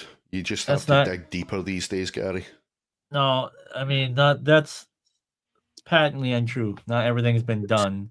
Now, a good song is always a good song. Yeah. So like, I think I have to disagree with Gary on that. I think there is more music to come that is going to be great. I mean, again, I'm sorry for fucking repeating myself, but I mean, that's why I love Ego so much, is because it's still in that genre of metal, but at the same time, it's experimenting with different stuff just so it doesn't sound like formulated. It's fresh sounding, it's different, and it's like nothing you've ever heard before, and it's fucking amazing. Which, like, you sent me over to that. Gets you excited when you're listening. You sent me over to that. And at the minute, we seem to be in that sort of period of his songs just being, like you said earlier, it's got fucking riff salads. Yeah.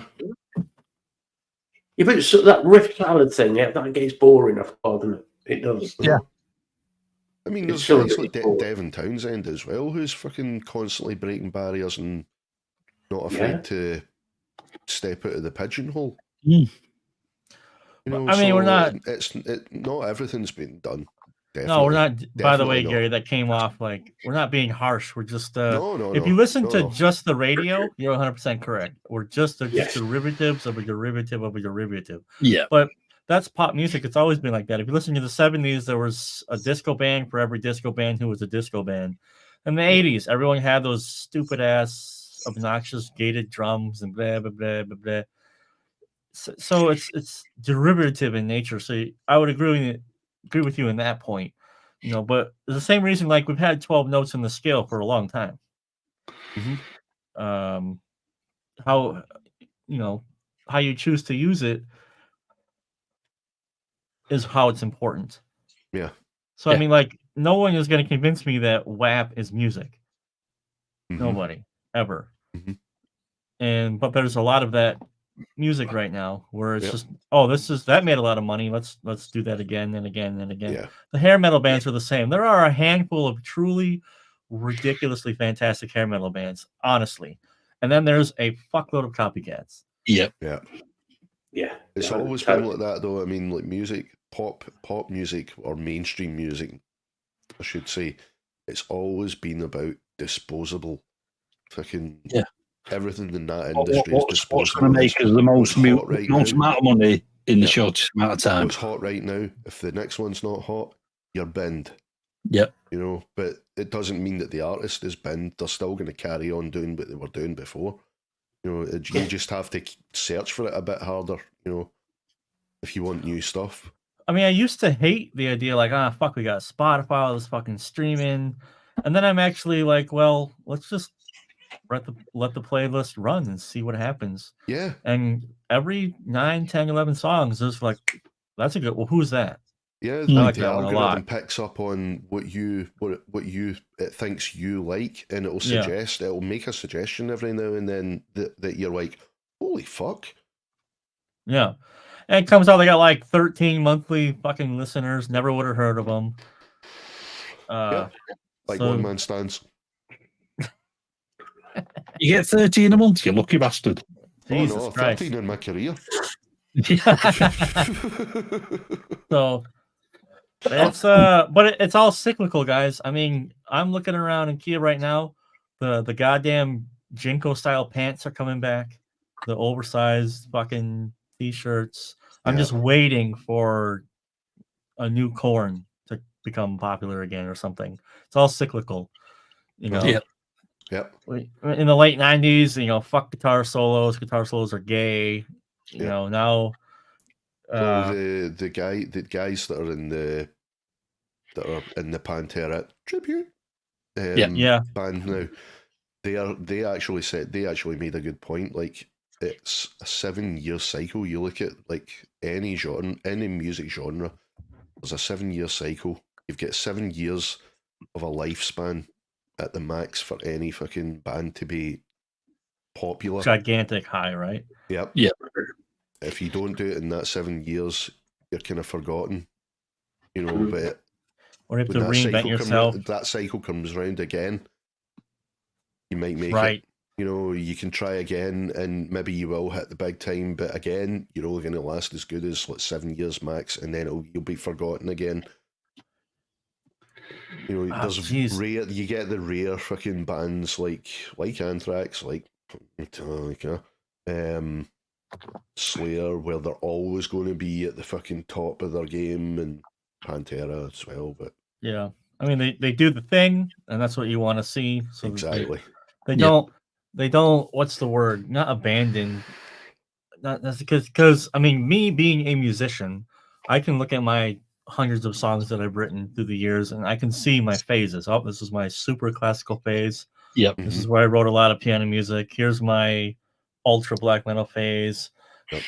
And but it's always got my trademark of what I like to do in it.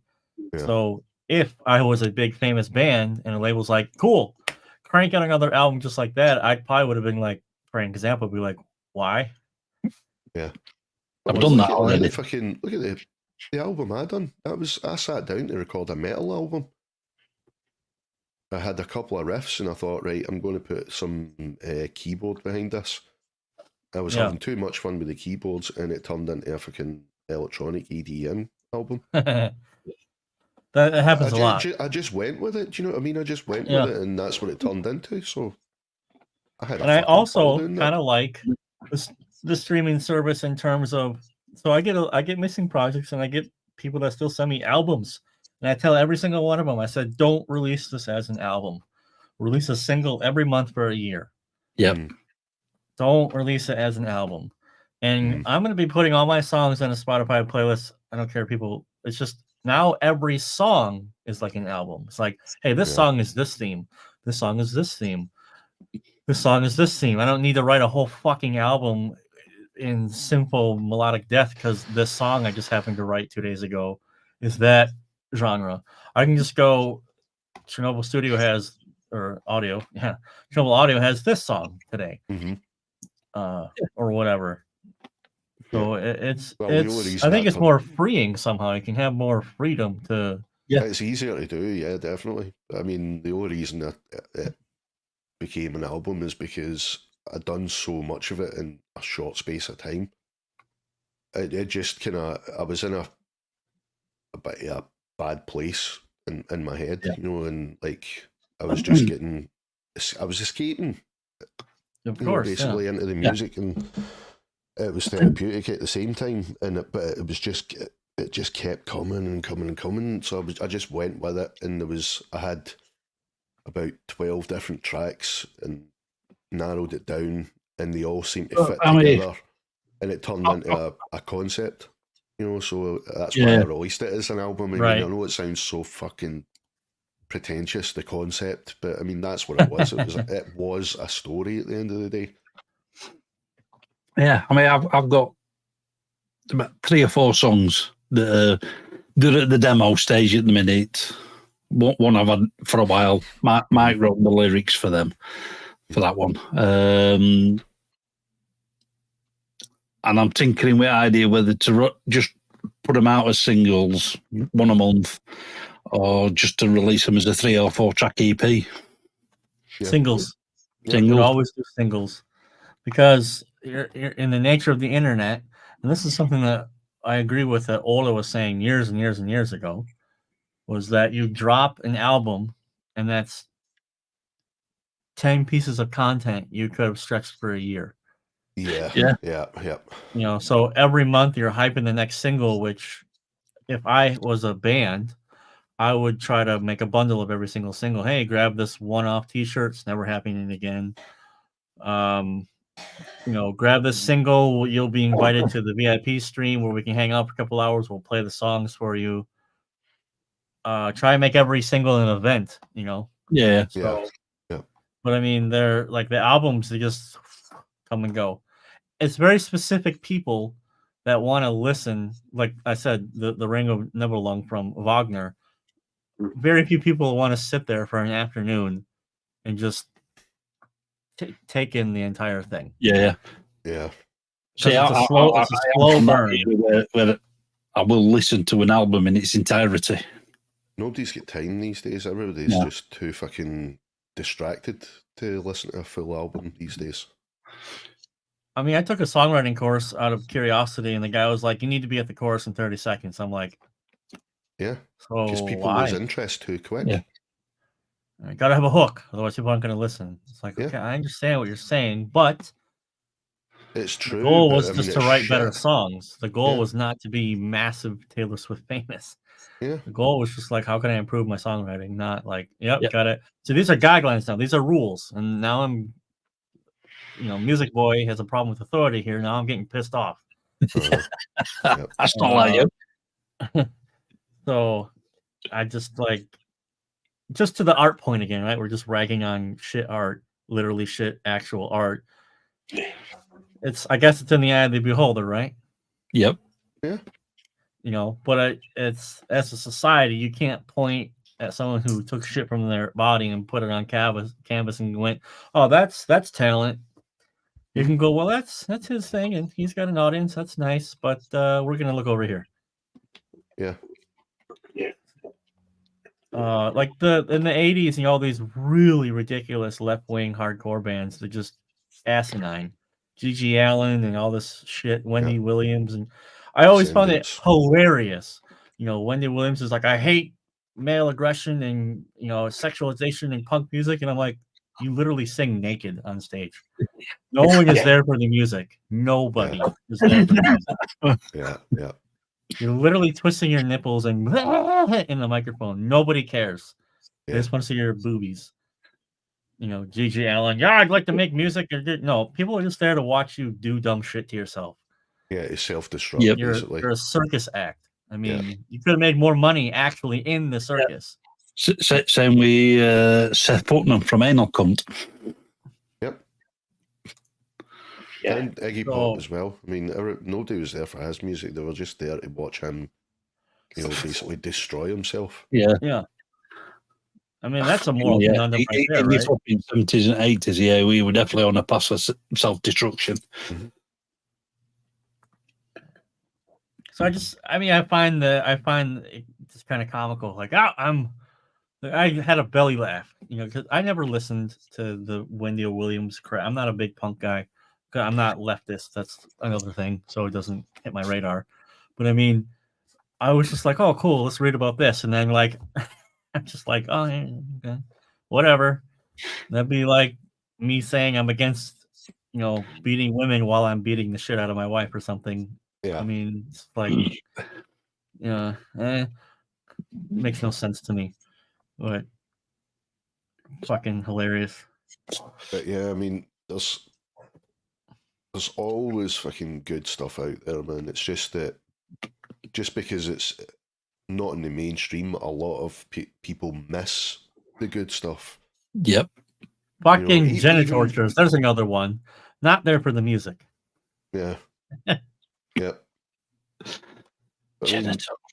Never heard of them. A lot of the people that say that You've never heard of them? I'm not saying this is you, Gary, but a lot of the people. Go and watch them. Don't worry about it. So basically, the Morbid Angel bassist made a project with his wife. Right, yeah. And that's all you need to know. Yeah. Oh, right, okay. Latex and sex, basically. Yeah. Right, I know. Yeah, I get the idea. Goes down well in Amsterdam. So, yeah, of course. Is this the same bassist that's now doing fucking country metal? No, he did. He's got his own version of Morbid Angel now, I think. Yeah. He went. I think he went down the country metal route as well for a bit. Well, money. Yep. David Vincent, that's his name. Yeah. That's the guy. Yeah. Yeah.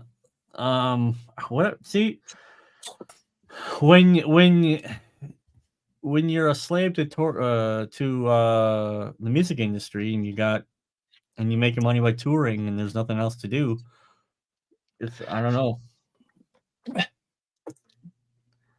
don't know what to do down here Yeah, it's a lot of this also is like there was a Rick Beato. I don't watch his channel, but he had one good video that I watched about the death of radio, not just that the actual legitimate death of independent radio stations, where in the 80s and 90s you could get big because for some reason people were calling that local radio station and say, I want to hear blah blah blah. Oh yeah. Like the biggest selling single of all time, Teenage Kicks by the Undertones, purely because John Peel played it on his show when it was originally released in the 70s, and he played it. He said, I enjoyed that so much, I'm playing it again, and he did. And I think he played it a few times in a row. I think it was 6 or 7 times. Yep. Yeah. And then people were calling him up and saying, yeah, we loved that as well. We loved the fact that you loved it so much as well. Yeah. So they were asking him to keep playing it, and then they were calling up other radio stations and doing the same thing. And I think that's a lot to do with why music's getting kind of under the radar now as well, is because there's not enough DJs as well willing to take the risk of doing something like that. It's not the risk anymore. They're not independently owned. They get their playlist from up here, and exactly. it's already it's already made out for them. Yeah, you have to play this because the radio stations, the record companies paid to have that slot. Yeah, payola. DJ's not actually choosing the music they want to listen to and allowing the listener to hear their passion about it. Because I mean, like Chris there, MTN Reacts. Like I know a lot of people have a lot of issues when it comes to reaction channels, but I love watching reaction channels. The occasional one, like Chris's. There's another couple as well, because I love their enthusiasm about the music. I love watching their reactions, but you're kind of there with them as well. You're feeling their passion, and then it gets you excited about it as well. Exactly. And then you come away from it. Yeah, you come away from it, and you start listening to it as well. So that's kind of getting lost a bit. So I mean, for like, if you're getting fed up with the mainstream, that's maybe a good avenue to go down is watch the odd reaction channel, but don't choose the ones that are doing the same shit all the time. Go to somewhere that's doing something, that's listening to something for the first time that's completely left field. That you maybe haven't heard before, and you will get introduced to new shit, and you'll get the enthusiasm from it as well. Yeah, it's. I mean, we all have our basic roots, is what I want to say. Basically, like, my dad will listen to what I do, and he's a hard rock guy, and he'll be like, "Oh, that's cool," but the pinnacle for him is AC/DC. That's the fucking band. But that's the same with my dad. He'll have a listen to whatever. Yeah, that's cool. But he's more of a blues jazz guy. Yeah. Not even that. So, like, my dad was born in '59, so he grew up on the old school country western music, not the rock, whatever you have now. Yeah, the old school shit, the Grand Ole Opry stuff. He'd watch that shit, and he was telling me about it one time, and I was just like, I don't know anything about this. So I spent an evening just watching it, and like, dude, they were ripping ass on guitar and banjo and just fucking on fire on the fretboard. And it's white music, so I guess that's racist. But I mean, we can't talk about it. It's purely white point of view from rural topics, poverty, these kind of things. Like the Grand Ole Opry, there's nothing like that anymore these days. They need to bring back the likes of Old Grey Whistle Test, where Old Grey Whistle Test, where it was bands that you'd never heard of, and they introduced you to it, and it blew your fucking mind. But I suppose this is where watching Dr. Fielder on Old Grey Whistle Test. Exactly. But I mean, like, Chris does a lot of like bands that you've never necessarily heard of because it's not in the mainstream. He does like the kind of the big stuff as well, you know, but he'll throw in stuff and other reactors as well. You know, they're like the old grey whistle test in the sense that they'll throw in stuff that you've never heard of before. Yeah. And you're like, wow, man. And then you go down the rabbit hole for that stuff. You know, they need to bring that back on TV, like the old grey whistle test kind of stuff. Even Jules Holland has stopped kind of doing that kind of shit now. He used to bring on artists I've never heard of before. Jules Holland years ago. I remember when he brought C6 Steve on. Yeah, He spotted C6 Steve busking and he brought him on the show because he blew his mind. Epic guy. And now C6 Steve is like a household fucking name. A homeless guy. It's I think he had more autonomy with his own show, but like these all talk shows now are all like Jimmy Fallon. Does anyone actually think that guy's funny? He's a fucking tool. No. He's definitely been on Epstein's Island with the way he fucking acts. I mean, Jesus Christ. But I mean, like, I put Buck Owens was one of my dad's favorite artists when he was growing up. Old school country guy. And I also took the time to just watch the old school live shows of AC/DC with Bon Scott and stuff. Yeah, man. And you know, you might listen to the music and go, "That's not very technical," but then you watch the show. Drummer is literally clock. Yeah, they were tight, man. They were tight. They're fucking. They paid their due for the. Amazing. That's one of the things. I was watching an interview with the current lineup of Pantera, right? The tribute. Tribute. They were talking about this as well. You know, like bands back then, there was no fucking clock, no metronome, click track in your ear. Those guys played the shit out of their instruments for years and years and years together as a band. So they knew exactly what the drummer was about to do before he even done it. Yep. And they knew that, and they just locked in. Well, with each other, they just gelled so well. We watched an interview with Bill Ward. Yeah, there you go. Sabbath. I think I know what you're going to say, but continue. Yeah, and it was saying we've been the been rehearsals, sort of just writing stuff, and Tony would come up with a riff, so he'd start coming up with a beat, and he'd just know instantly where Tony would go next. So he knew where we were going to go next. They were locked in. Bill Ward, the uncomplicated drummer. Oh yeah, that you know, actually, the actually interesting thing about him too is he played drums like guitar.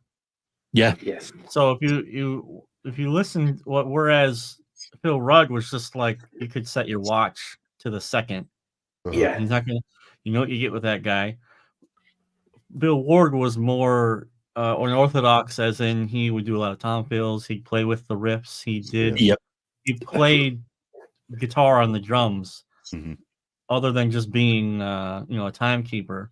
Yep. The drumming on Wizard, on Black Sabbath on the Wizard, is unbelievable what he does with it. It's nuts. Yeah. I mean, I'll tell you what the hardest thing to do as a drummer. It's not to play blast beats. It's not to do insane fills. It is literally to play an AC/DC song the way it's written. Yeah.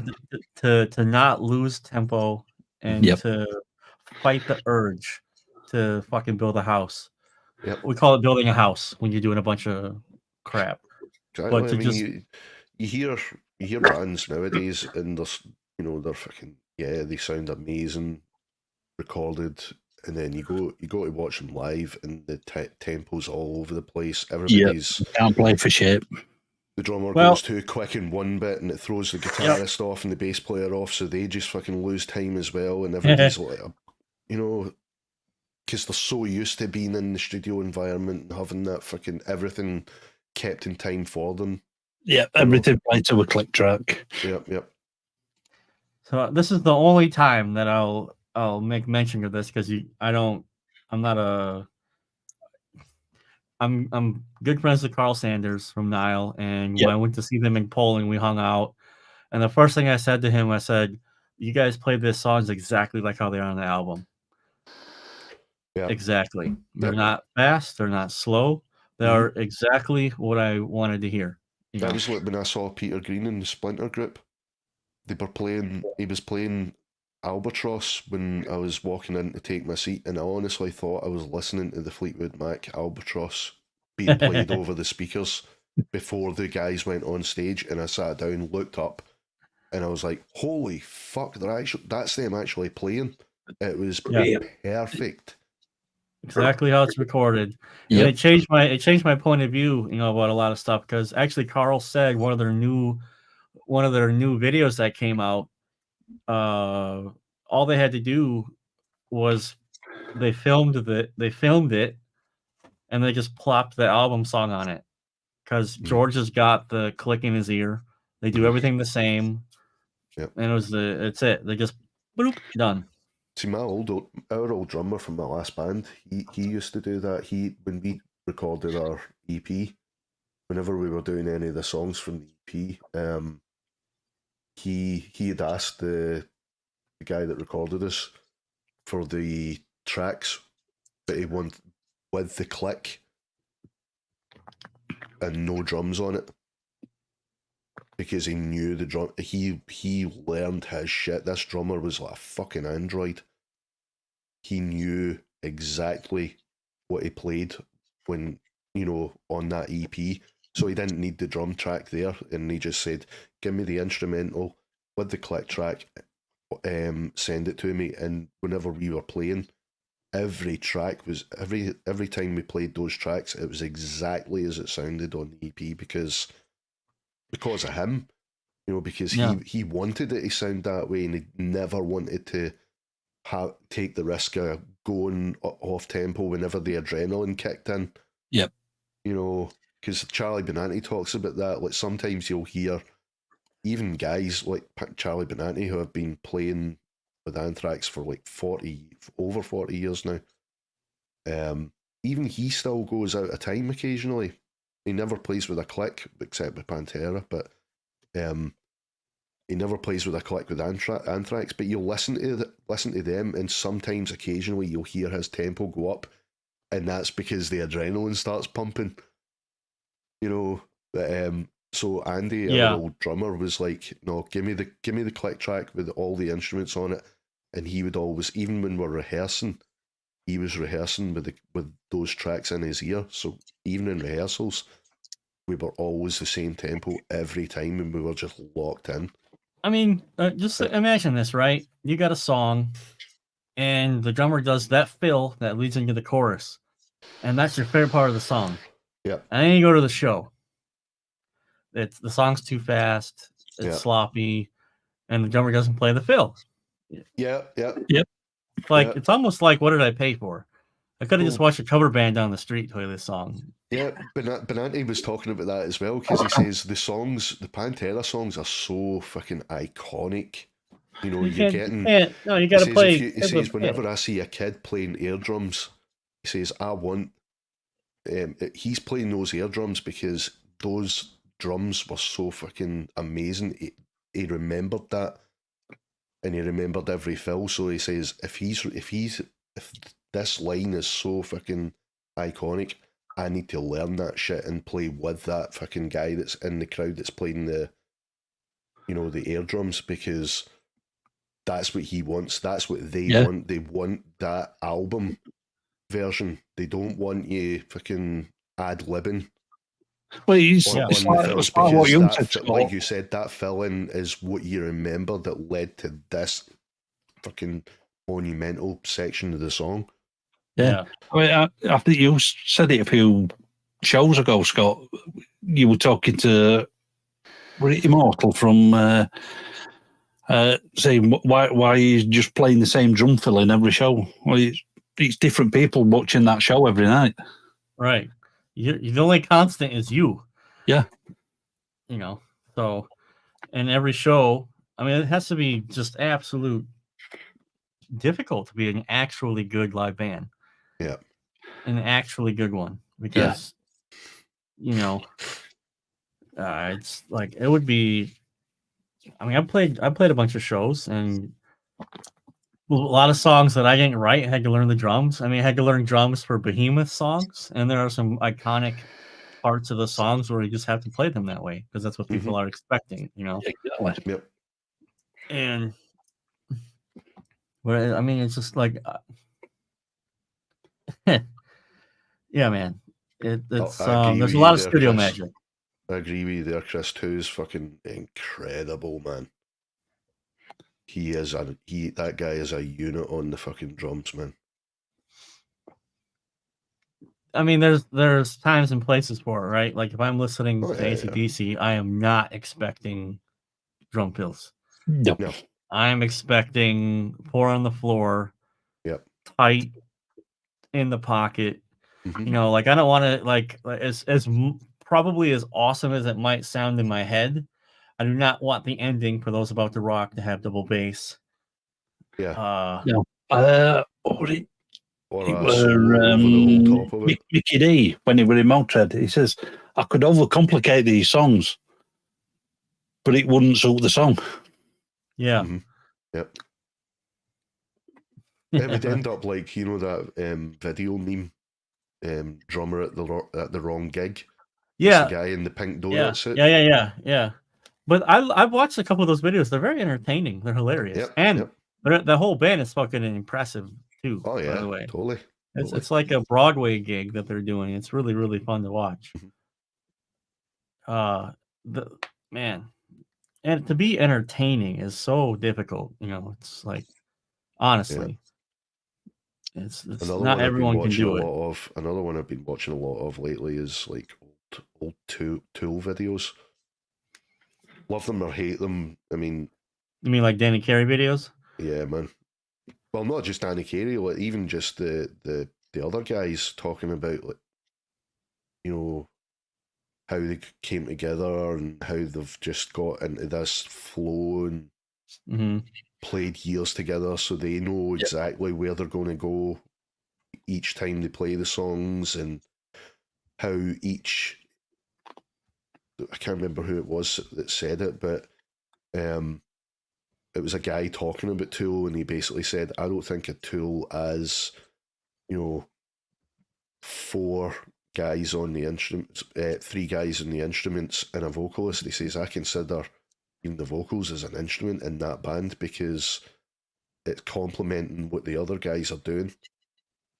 It's just, but each one is fucking. You take one of those things out of the equation, and it just won't sound right. Yeah, they're just perfect. They're just geniuses at what they do. It could have been worse. It could have been red lighting. Ginger Baker. Hold on, what's me remote? Ginger Baker was incredible, and an Ginger Baker, in the kit, man. Absolute fucking nutcase, but fucking fantastic drum. Yeah, there's a YouTube video where they interviewed him off stage. An interview with Mr. Baker. And done one where too he many actually tabs. punches the interviewer and breaks his nose. Oh, fuck's sake. You just think, for fuck's sake. At the time, he was about 70. I think he was about 73 at the time. What? Yeah, but Block, the next room he's going to go into is a padded room.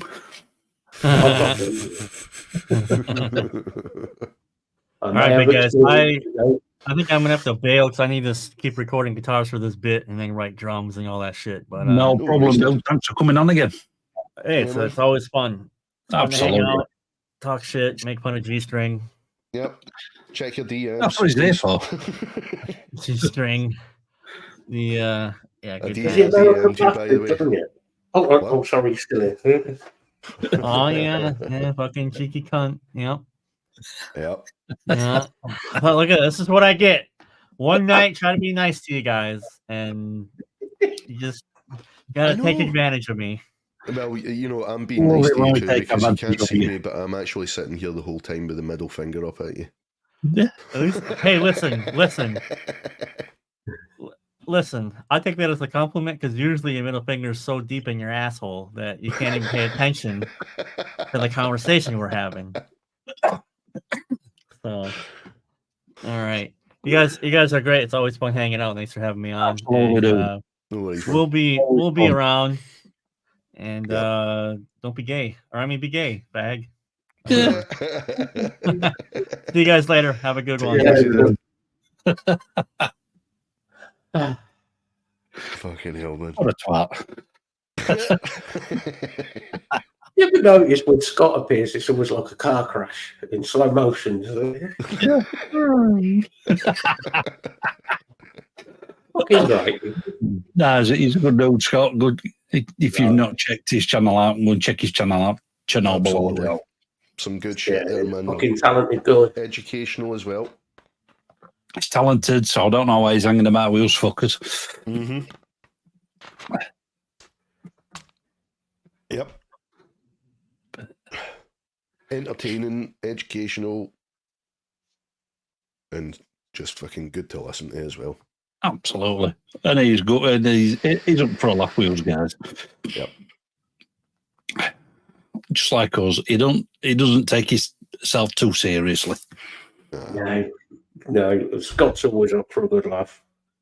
Even if it's at my expense or anybody else's expense, he's always up for a laugh.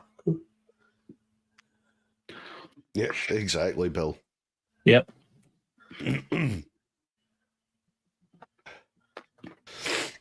He's a knowledgeable guy, that's for sure. Yeah, well, that's why he's where he is now. Mm. The man knows his onions. That's why he's been to France. It is.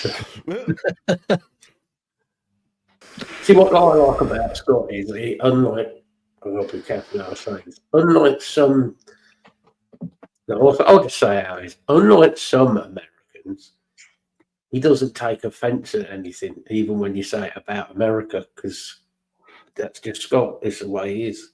Yeah. There's no bullshit. Yep. I mean, he fucking rips into America more than what we do half the time. Well, I don't know. I there have been occasions. Just ask Tyler. Yeah.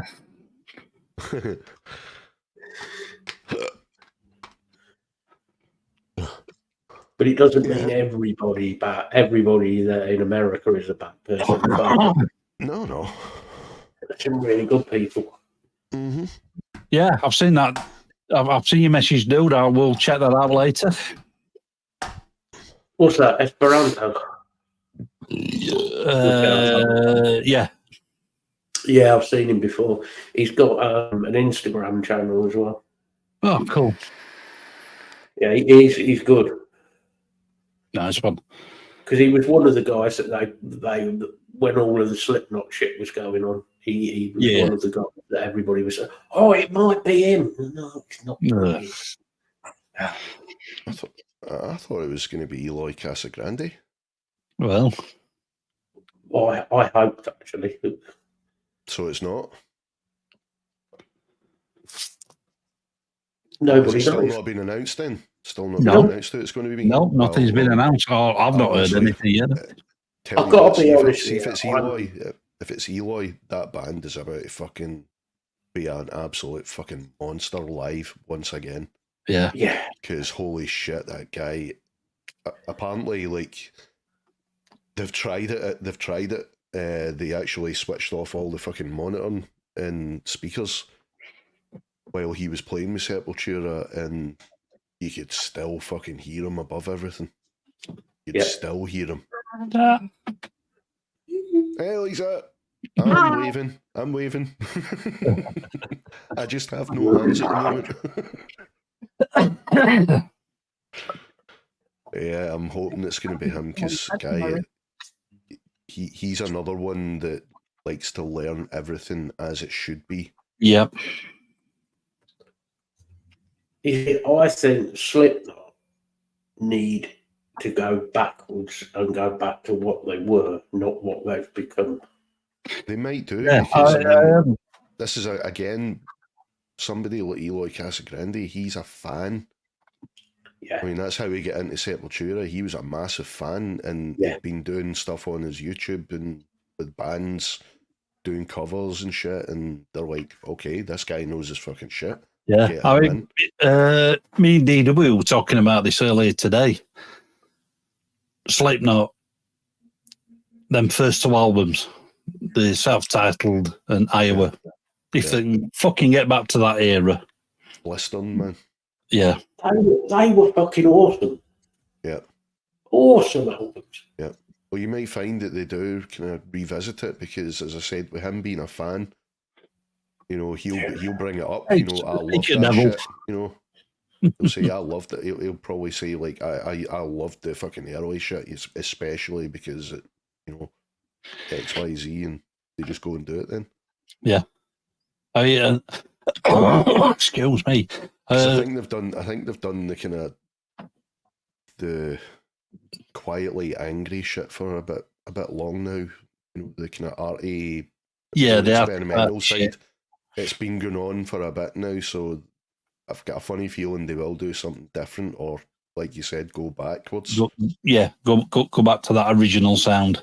Yeah, this might give them the you know, kick up the arse they need. The kick up the arse to fucking get back to doing what they actually love doing. I mean, another thing we were talking about the other day. Yeah, like Scott was saying, and like we've all said, there is good music out there. You just need to find it. But a lot of the sort of bigger mainstream metal bands, they're all writing pretty similar stuff, or it's all fucking riff salad. Where are the fucking guitar players that are writing those fucking skull crushing riffs? Like, who's going to replace fucking Gary Holt? Because I mean, younger. How many metal bands do you listen to and you hear Tony Iommi? Yeah. Yeah. You know, I love Tony Iommi. The man is, without Tony Iommi, there wouldn't be half the shit out there that is. There won't be fucking 80% of the bands out there. But for fuck's sake, stop copying him. Please. I'm sorry, I try my best. Yeah. Oh, I thought you was doing. And yeah, DW, you're not wrong. First 4 albums, Soulfly, yeah. Yeah, the first 4, they're fucking awesome albums. Yeah. Oh, fucking hell, who's let him loose? Hey, how you doing, buddy? Nothing wrong with the biscuit, man. Wheat Cookie. Their first couple of albums were fucking fantastic as well. I never gave them a chance when they were first around, but after I started listening to Slipknot, I went back and started listening to a lot of bands from that era, and Limp Bizkit, Wes Borland, holy fuck. Yeah. Wes Borland and the bass player, holy shit, those guys are fucking incredible musicians. Do you know, I think... I can't disagree with you. And I don't know if you heard, but good night, Bill. All right, Bill. Hello, Shane. And hello. Hey, Shane. I mean, who the fuck, who's the fuck is going to replace bands like Slayer? From what I've heard, Kerry King's new stuff is pretty much just Slayer. That first single is banging. I said to me the other day, though, I heard somebody I saw, it was an interview on, and one of the reaction channels, and the bloke went, well, I'm not sure about this. It sounds a lot like Slayer. Well, duh. Well, I wonder why. To quote Not like I've been saying this for the last fucking 3 years. Right. Yeah, foot in mouth, numbnuts.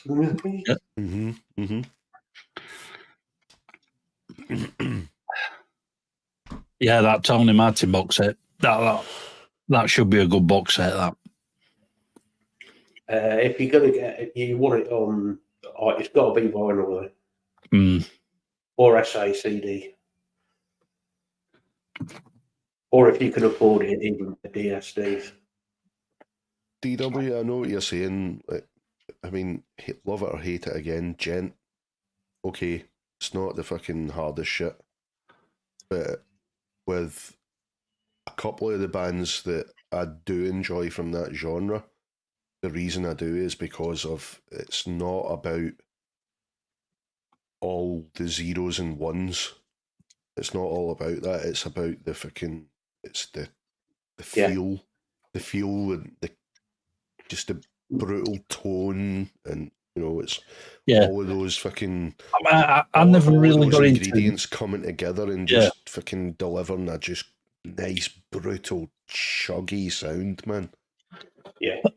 I mean, I never really got into the gent stuff.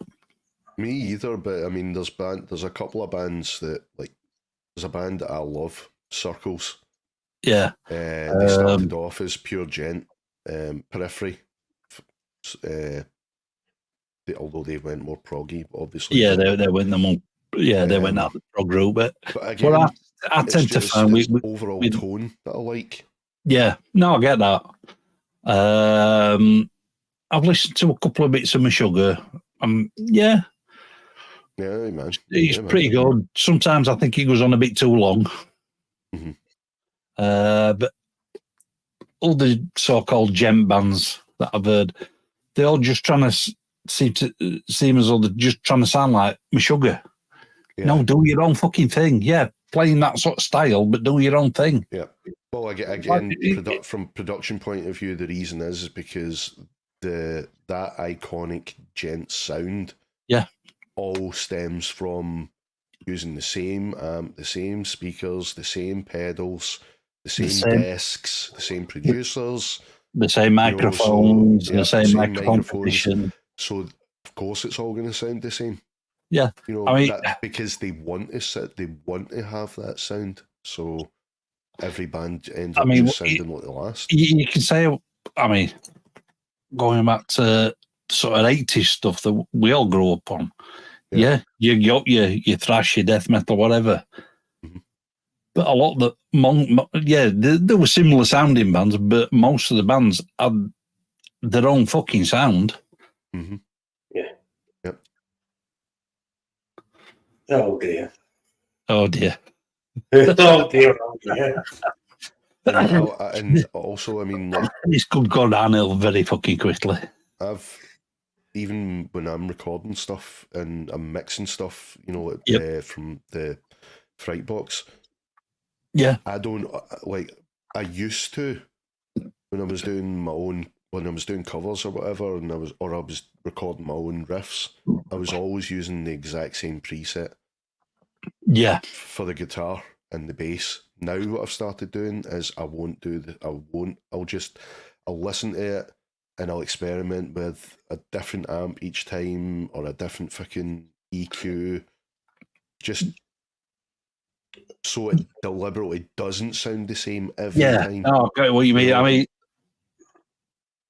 mean, I've spoken to Bobby about this a couple of times and I've mentioned it on his channel in comments. Yeah, you guys know, I've reviewed fucking shit tons of amp sims and what have you. Yeah. But I'll still stick to the same 3 or 4 amp sims when I'm recording, when I'm doing my own productions. Yeah. But I will change something. It'll either be something in the amp sim or it'll be a different IR. Yeah. Just to get that different. Even using the same amp sim on both rhythm tracks, but just using a different IR. And you'll find that makes the fucking guitar sound a lot bigger and a lot wider. Oh, yeah, totally. Yeah. And even what a lot of people don't get as well is less is more as far as gain is concerned. Yeah. If you've got 2 guitars, you don't need all that gain. If you've got 2 guitars doing the same fucking rhythm, don't need all that gain. Dial it back and you'll get more clarity and more chug sounding, believe it or not. Yeah. It's the same way. I mean, you're in the mixed group, so you'll know all this now. It's like, most of the time, you don't need any more than 2 rhythm tracks. No. if it's done, if it's like Bobby said, if so long as it's recorded well, Yep, it'll sound good in the mix. absolutely. You know, Yeah, if you it's can have you recorded can have your tight, certain layers and overdubs yeah, just if to it's- bring if it's- different accents out, but yeah. just for your main rhythm tracks, one left, one right. I mean, obviously, it doesn't apply to like any home recording people because they're not making their stuff up. That more often than not, they're using amp plugins. You know, Amp so sims, Axe amp effects. sims, yep. So doesn't necessarily apply, but I mean, you can still, like you said, you can still use different IRs, different Exactly. cabinets, Yep. to change the tone. Yeah, Move, I mean, move you can the mic, use the same move the cabinet, mic around. just you know, just use a different mic position. exactly. Move the mic around and just experiment. You'll just it can change the whole fucking nature of the tune. I mean, a lot of the time with my own stuff, I will use Bobby's IRs. He's got the free Octo pack, Mhm. but it's just of his Mesa cab with the V30s, but it's got about 8 different mic positions. So I'll use one mic position on one side and a different mic position on the other. Yeah. And in fact, on a couple, I've used Bobby's on one side and then one Glenn Fricker's on the other. Yeah. And it fucking sounds awesome. You know what ruins most recordings, don't you? Well, Cleaning it up too much. Recording. Well, this is what even Bobby mentions this as well. The problem with using the biggest problem with home recording tracks that are produced nowadays is a lot of folk don't realise it's too clean. Way too clean. And hence why he says use saturation. Use saturation. Use saturation. Little bits of saturation on each track, and then on your bus, and then on your master bus, master fader, master fader. I said, if you go and listen to a live performance, you're not right up at the speaker. Nope. You're not. Your ear's not right at the speaker. You know, you've got a lot of ambient frequencies going on at the same time. So if it's not there on the headphones when you're listening to a mix, it can sound. It's you get the kind of uncanny valley effect. Yeah. Where it doesn't sound right, even although frequency wise it sounds perfect. It's just got the uncanny valley sound because you're listening to it pure through headphones. You've got none of the ambient frequencies, none of muddying it up just enough. So you put that little bit of saturation on, and it just gives it that kind of old vinyl, old analog desk sound that just gives it a nice crackle that's imperceptible, but it, when you hear it overall, it just enhances everything. Just that subtle, you only need a little bit, just that subtle bit of saturation. Yeah, makes a big difference.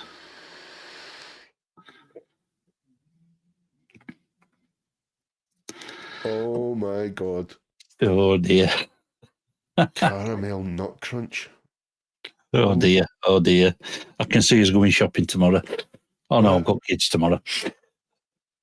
It stands for impulse response, Mike. Yeah, it's basically like you're changing the speakers. That's essentially what you're doing. Yeah, an impulse at the same time, in a snapshot of a speaker and a microphone. Yeah. At the same time, though, you can move a virtual microphone. Yeah, especially with a lot of it changes the sound and the tone of the. A lot of the newer amp sims, you've got these 3D cabs where you can physically move the microphone. Yeah. I don't know if he's released it yet, but I know Glenn Fricker was talking about a new IR loader. That's been out for. What is it? Is it about Prism. It's been out for a while now. Is it 5 different speakers or something? Something like that. Yeah, I've not tried it yet. It's not like the traditional 1 or 2. It's like an amount of, a group of cabinets. Yeah. It'd be interesting in checking that out because I actually like blending different. There's a couple of times in my own fucking riffs where I've blended even different amps together. Yeah. You know, Yeah, I've done that because before as well. I thought on its own that's too muddy, and then on its own this one sounds too fucking high end, hissy, scratchy. But then you put the two of them together. Yeah, you and they just complement each other. Yeah. They fill in the gaps that are there if they're on their own, you know. It's like what spatial Scott sound- said in one of his videos the other day. When you're EQing guitars, don't over EQ your guitars. No, you don't need to. Just No. high and low pass. Well, not necessarily a high pass. You use a high shelf, but because you don't necessarily want to take all the fucking high end out of everything, you can tone it down a bit. Yeah, or you can have a less steeper curve. Yeah. And just a couple of notches. Yeah. And that's it. That's 90% of the time. That's all I do. But spatial sound, Mike, is an overall. It's like your Dolby 2.1 that then went to 5.1 to 7.1, and now it's like you've got a bigger sound environment, a bigger soundscape, for everything to have its own space in the mix. With IRs, all you're doing is it's as if picture yourself looking at the amp and the speaker cabinet. The IR is the speaker cabinet. And then if you're recording a real amp and cabinet, you place the mics on the cabinet in front of the cabinets, and moving the microphone, even like millimeters, changes the nature of that sound frequency. It can make it sound muddy. It can make it sound really sharp. You can get the fine balance there between the two. Or you can use two mics and have one speaker doing a really boomy sound, one speaker doing a really hissy sound, and blend the two together. So that's what the IR is. So it's different to spatial. Spatial sound is the big, and this goes into more what I do, which is home audio. Spatial audio is the biggest waste of time on the fucking planet unless the recording uses it. Yeah. And you need to have a perfectly square room. Yeah. And you need to be right in the middle of that square room. Yeah, and you need to have at least 7.2 surround sound. Or more. Exactly, Mike. Sorry, Matt. No. It's to be honest, even if you put it through a set of high quality headphones, which I have done, spatial sound doesn't really work. It doesn't sound right when you're listening to something. I remember years ago, this is before even Dolby 5.1 was ever a thing. It was literally all any system had, even cinema systems had, was 2.1 stereo. Yeah. Casio, as in Casio keyboards. Yeah, fucking hell, yeah. They developed a. I don't know how the hell they done this, right? They developed a system using, and it was literally just the exact same thing. It was two speakers, but they developed a way of recording sound, and you had to adjust your speakers. Like normally, but if you're sitting in front of speakers, you have to angle them in towards you. Yeah. And have them a certain level to your ears.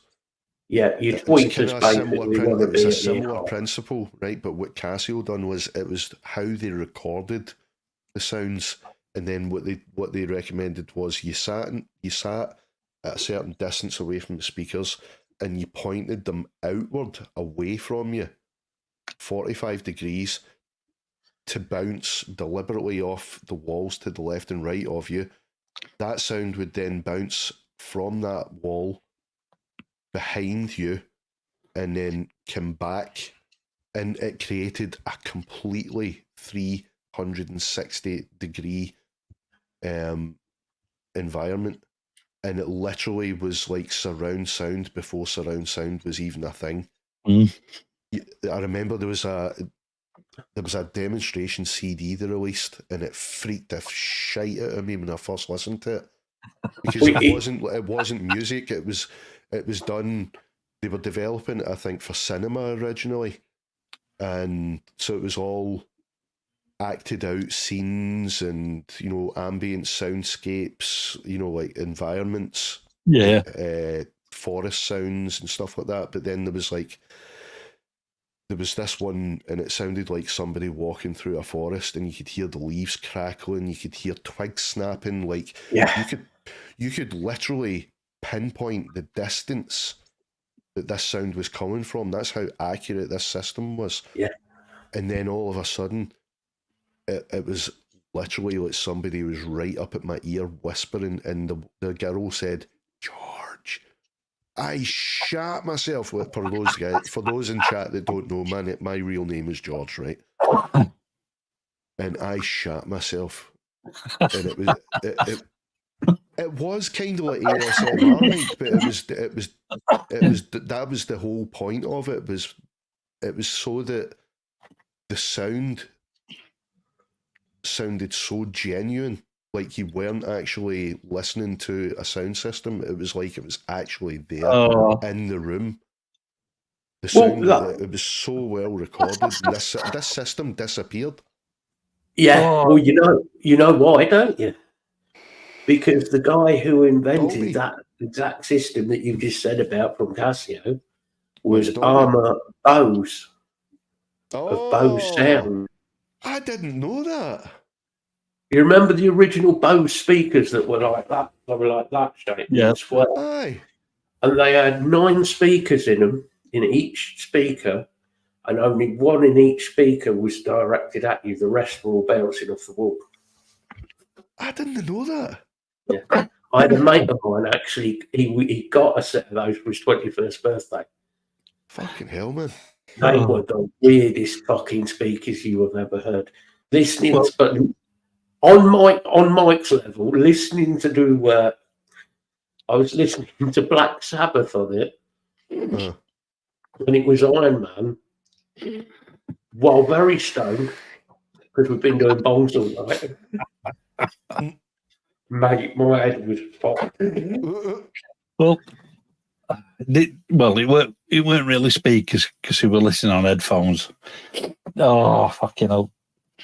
My dad had got some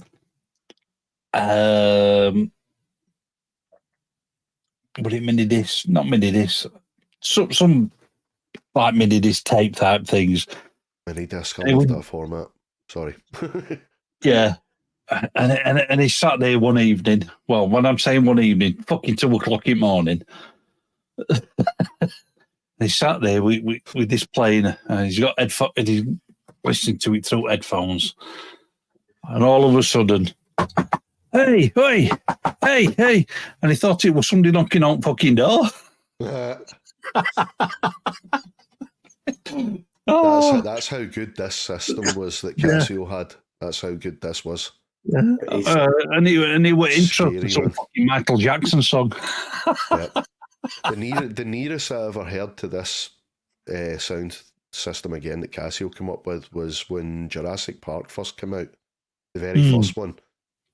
It was the scene with the raptors. You know, the hunter guy. Yeah. And he said, you know, and he's looking left and right, and there's one in front of him, and then he looks left and right, and there's 2 just sitting there in the bushes looking at him, and he's like, clever girl. You know, that scene, but you hear the rustling before he turns round and looks left and right, and that's what makes him look left and right, as he hears the rustling of the other 2 try it, you know, like basically flanking him, but you actually, it literally sounded like it was coming from left and right next to your ears. In the cinema, it was the closest thing to that system that I'd ever heard. It's fucking brilliant, man. Sonic here. Is that like a parabolic, Mike? Mike. We don't need to know about Mike's bollocks. A parabolic, Mike. Yeah. At least he's got a pair. Oh, true, yeah.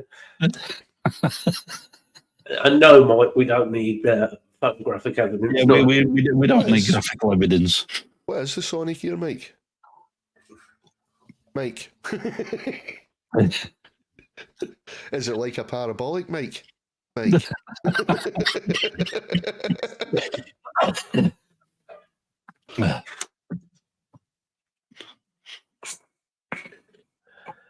No, but I'm interested to know what that Sonic here is, because I'm right into the whole paranormal investigation stuff.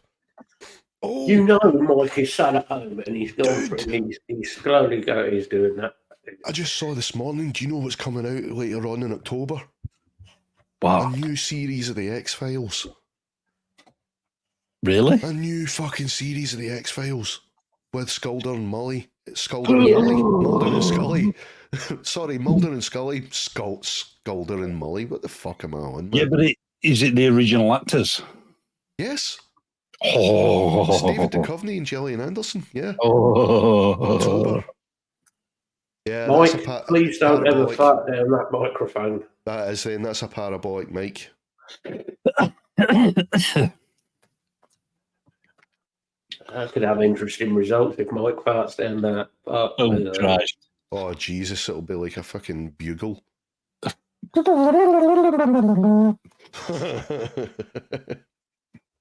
think we've just found a new genre of music.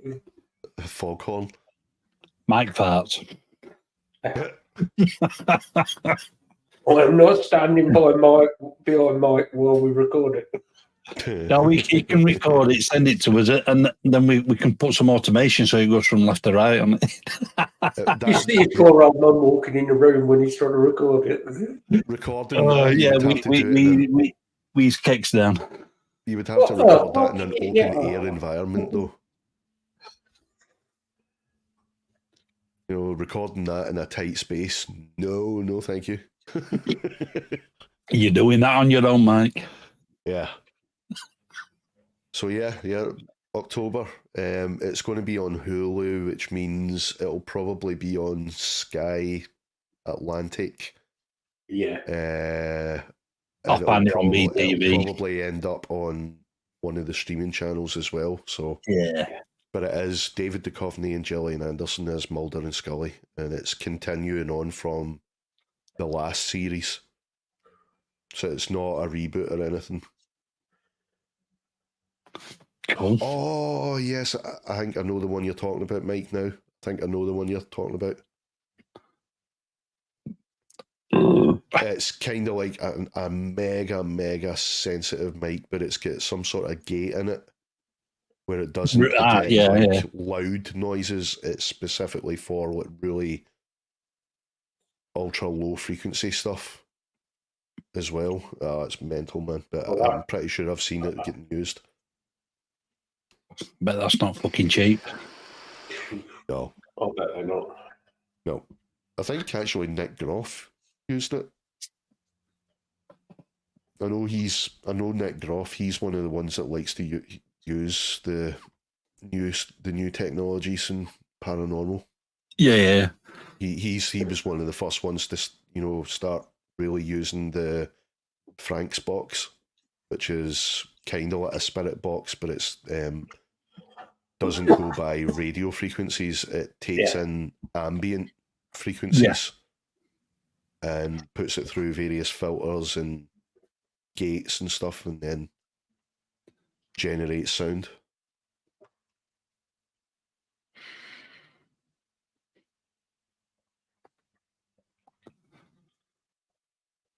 Yeah.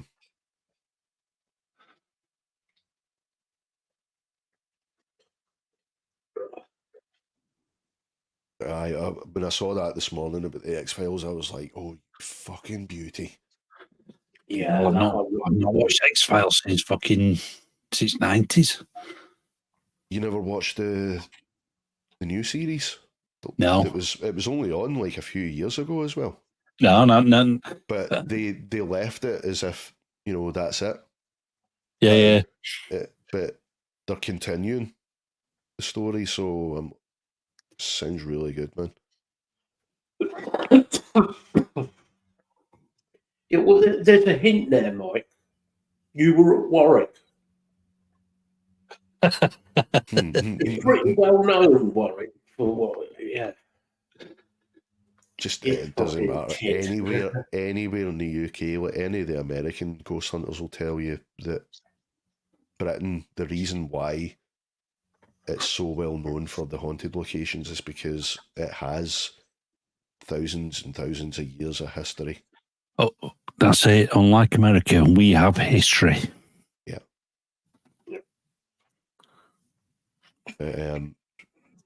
You know, so it literally doesn't matter where you go. Something really brutal or, you know, really emotional's happened there.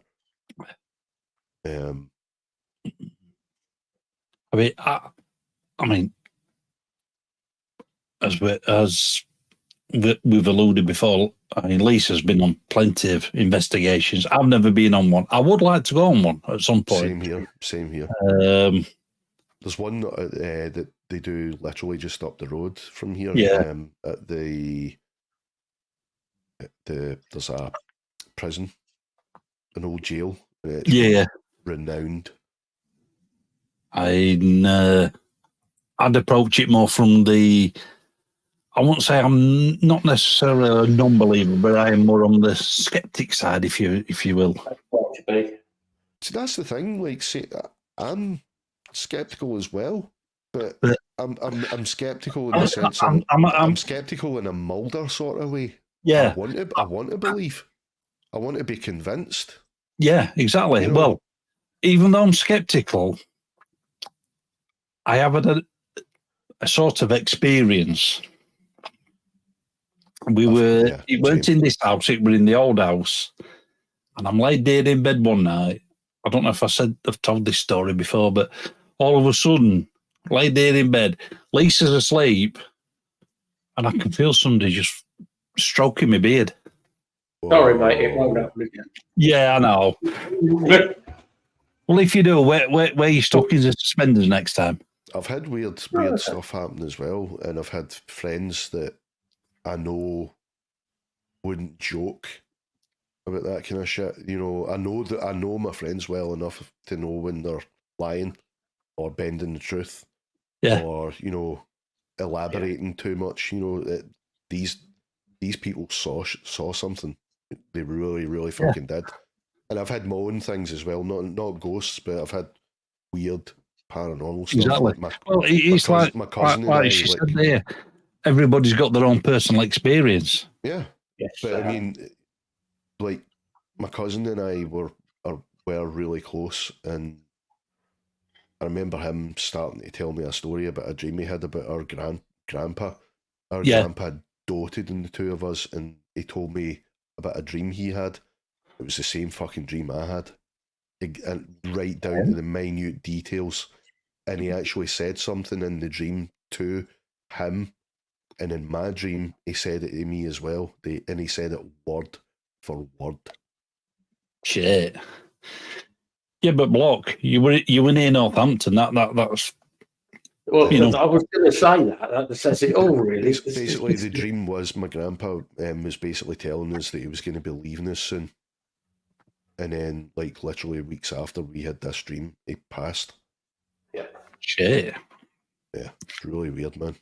But it was the fact that my cousin's sitting there telling me, like, literally fucking detail for detail, word for word, my dream.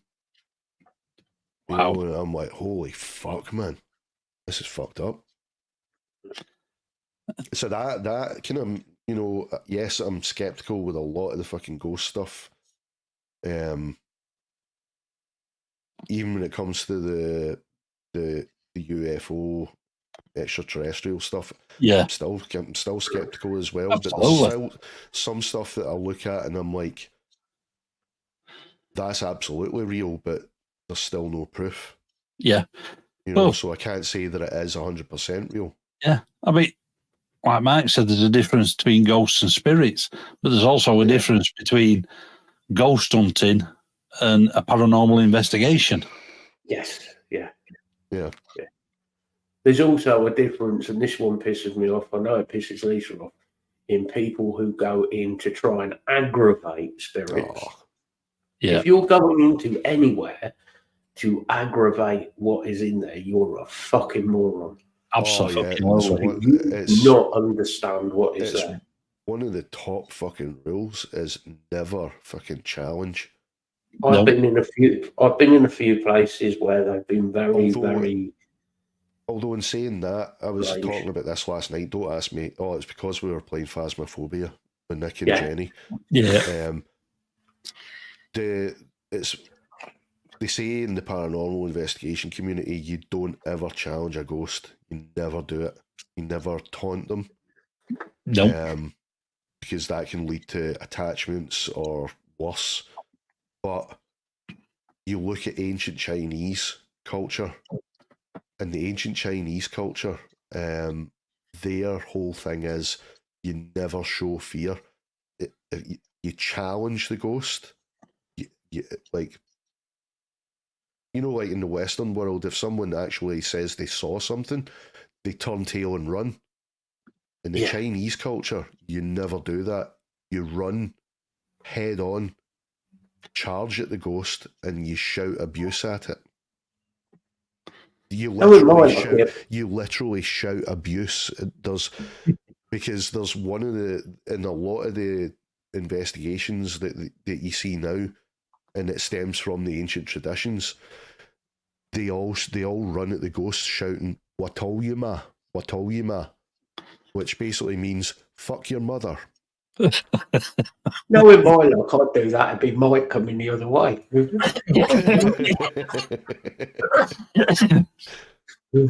So it's weird, but I mean, but this is the thing, because it's not been 100% proven. You can't say that challenging a ghost is dangerous or not. It's all experiential. These guys have had bad experiences when they did taunt a supposed spirit or ghost. So that's why this whole things came about. Yeah, and then you get places like fucking 35 Stonegate in Pontefract. Mm. There's just fucking too much activity there, and it don't help that the fucking caretaker lives in the fucking house next door. It's like, yeah. So yeah, like a bit of bleed sound. Yep. Yeah. There are certain places that we talked about, and I talked about with Bill, and Bill was shitting himself because he said, "Don't go there, for fuck's sake." I was talking about somewhere in Scotland. Right. And with my history, I really want to go to, which is Boleskine Manor. Where? Because Boleskine Manor is nearly finished. They've nearly finished the house now. Right. And I'm convinced they fucked up, because I've been following the rebuild of that place. And on some of the pictures, I've been nicking the pictures off the site and looking at them. And there's some strange background images in them pictures. Yeah. Yeah. It was where Aleister Crowley performed the Abramelin and never showed it. Yes. Yes. And one of the pictures is of the fire that was at the house in the West Room. And if you look at the West Room, you can see where the flames are coming out, and it looks like a vision of a human entity, is all I will say. Right. Now, that could be just a picture that's been fucked with. Could be pareidolia. But it's fucking freaky as fuck. Because this is the whole thing as well, like why you get a lot of supposed investigators and experts that show photos of supposed spirits, and they're like, no, that's 100% a spirit, but it's pareidolia, because our brains are wired so that the instant we're born, we recognize that's a human. Yep. So we're our brains are automatically wired to see patterns. Tyler, how you doing, bud? Stop calling me a motherfucker. So we see our brains, when we see something that doesn't necessarily make sense, our brains try to make sense of it and sees a pattern in randomness. Yep. It tries to see a pattern, and then it creates the impression that you're looking at a face or whatever. You know, you can get audio pareidolia as well. It's got a different name, but it's but yeah. Oh, in Lisa 30 East Drive, that place is fucked up. Yeah, that's the place I were on about, East Drive. That's 100%. That's 100% haunted. Yeah, as for standing in the demon circle at Edinburgh, Not necessarily haunted, but there's definitely something going on. Definitely something going There's on. something going on, but yeah, the fucking caretaker lives next door, so yeah. That's one freaky place. Mm-hmm, mm-hmm. But I mean, and this is another thing I was talking about last night with Nick and Jenny and that. There's a thing that I watched recently called, and it sounds like something dodgy. It's called Third Eye Detectives. But it's about Project Stargate, which was always disavowed by the American government as ever happening. Yeah. But from the recent declassification of old military projects, they've now found that it did actually happen. Oh, yeah. They were actually doing remote viewing.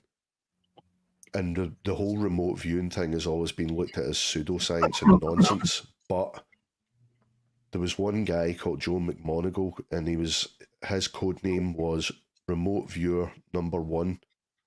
And the reason was his accuracy was well above 80% from doing nothing but looking at a set of coordinates that only he knew about, and the person that wrote the coordinates down, nobody else outside of those two people knew about it. And he would look at these coordinates, go into meditation, and then just tell.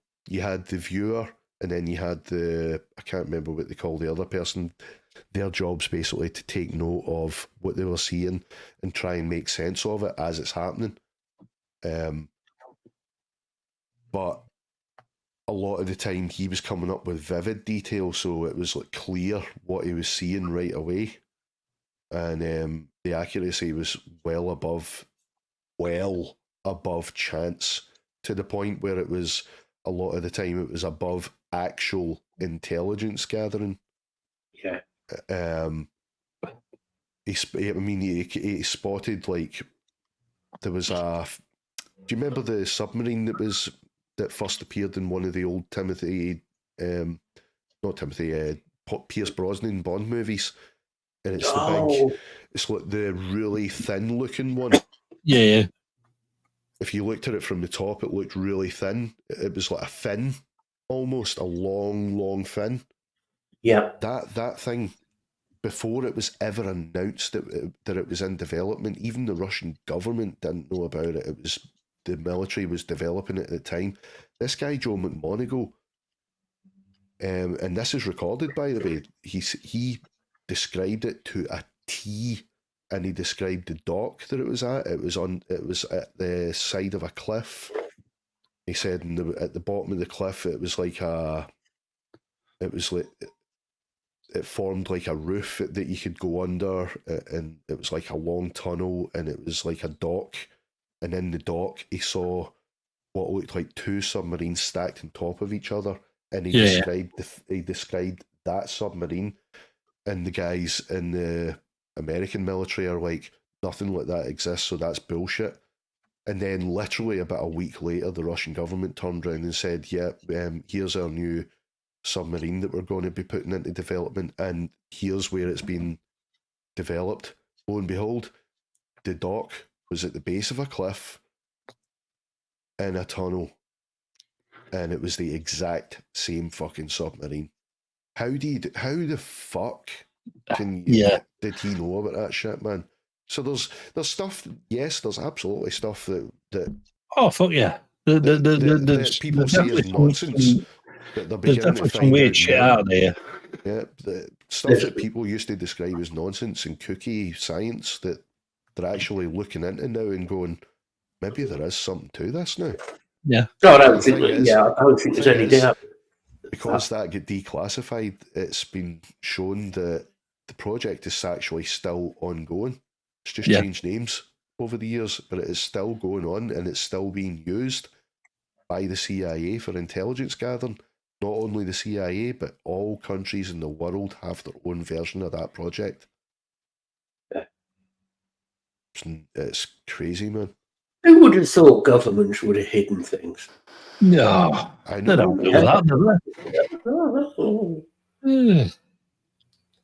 There's a lot more going on than we are Absolutely. privileged to. Yeah, A lot absolutely. more. And I think it's safe to say there are aliens because, like, there's too much happening now. I mean, there always was something happening. You know, people saw things all the time that had to be extraterrestrial, right? But I mean, now it's so common knowledge. It's happening on news stations. I mean, there's been I've saw videos of live news broadcasts where shit's happened in the background, Yeah. and and it's 100% not ours. You can tell for the way it moves, Yeah. and it's nothing natural. It's not Yeah, an environment. It's not an environmental fucking thing that's happening. You know, it's not an animal. No, it It's was a a weather craft. balloon. It And was it's a not weather balloon. You know, Definitely a weather so balloon. it's Of not course, even that's the thing. there's Doc, it's alien not the activity. governments. Have you never been to Manchester? Doc, it's not the governments that are hiding it though, because this is part of the problem. Governments change, militaries don't. Yeah. Military systems have been the same for well over 100 years. Exactly. That hierarchical system and the way they deal with things has been never changed for well over 100 years. No. And the whole Well, it's always been the whole like- problem with disclosure, as far as UFOs is concerned, is it's the militaries that, because of the mandate that they've been given, they need to protect Yeah. the country from threats, domestic Yep. and non-domestic, which also covers outside of the planet, right? So they see stuff coming, visiting the Earth, and they say, we need to keep this a secret because that's a threat to, we need to protect people from this in case it's a threat. Because if they're here, their technology is hundreds, potentially thousands, even millions years ahead of us. They are a potential threat then. So what they do is the militaries keep it a secret from their own governments. Yeah. So, because, I mean, apparently both Bill Clinton tried his absolute damnedest. He said it was the first thing he done was, I want to know about Roswell. It was the first thing he did, and even he couldn't get it. Obama tried it. Even he couldn't get it. Trump even tried it. Even he couldn't get close. So, because it's the military and they think that they are doing the right thing by protecting us from a potential threat. You know, that's what it boils down to. It's not the governments that are keeping the secrets. It's our own militaries. Yeah, there's definitely a lot of fucking secrets being kept from the populace. Yep. Well, I mean, when you think about it, you've got the CIA, you've got black ops and all of that type of thing, which do exist. We know that. Absolutely. But then there's stuff above that Yep. we know nothing about. We don't know who these people are, or what they are, or what they do. And you're not going to find out. Well, the stuff about that, even the ordinary fucking military guys don't know about. Exactly. Yeah. Yep. And again, just like that, this is another reason why they can't get close to to finding and proving that there are things visiting us, is because, I will, Lisa, don't you worry. It's what the military do is to avoid public interference, because I mean, anybody in any democratic country can ask for a Freedom of Information Act on anything, right? You can ask for a Freedom of Information Act on, for talking sakes, what's the government doing about our public toilets? And for whatever reason, maybe that's been kept secret, and they have to tell you then. Yep. Because you've asked for it. The problem with this issue is as far as like supposed crash retrievals of craft, the military do the initial retrieval, and then what they do is they take it out of their hands by giving it to a private contractor and put it under a what do they call it again?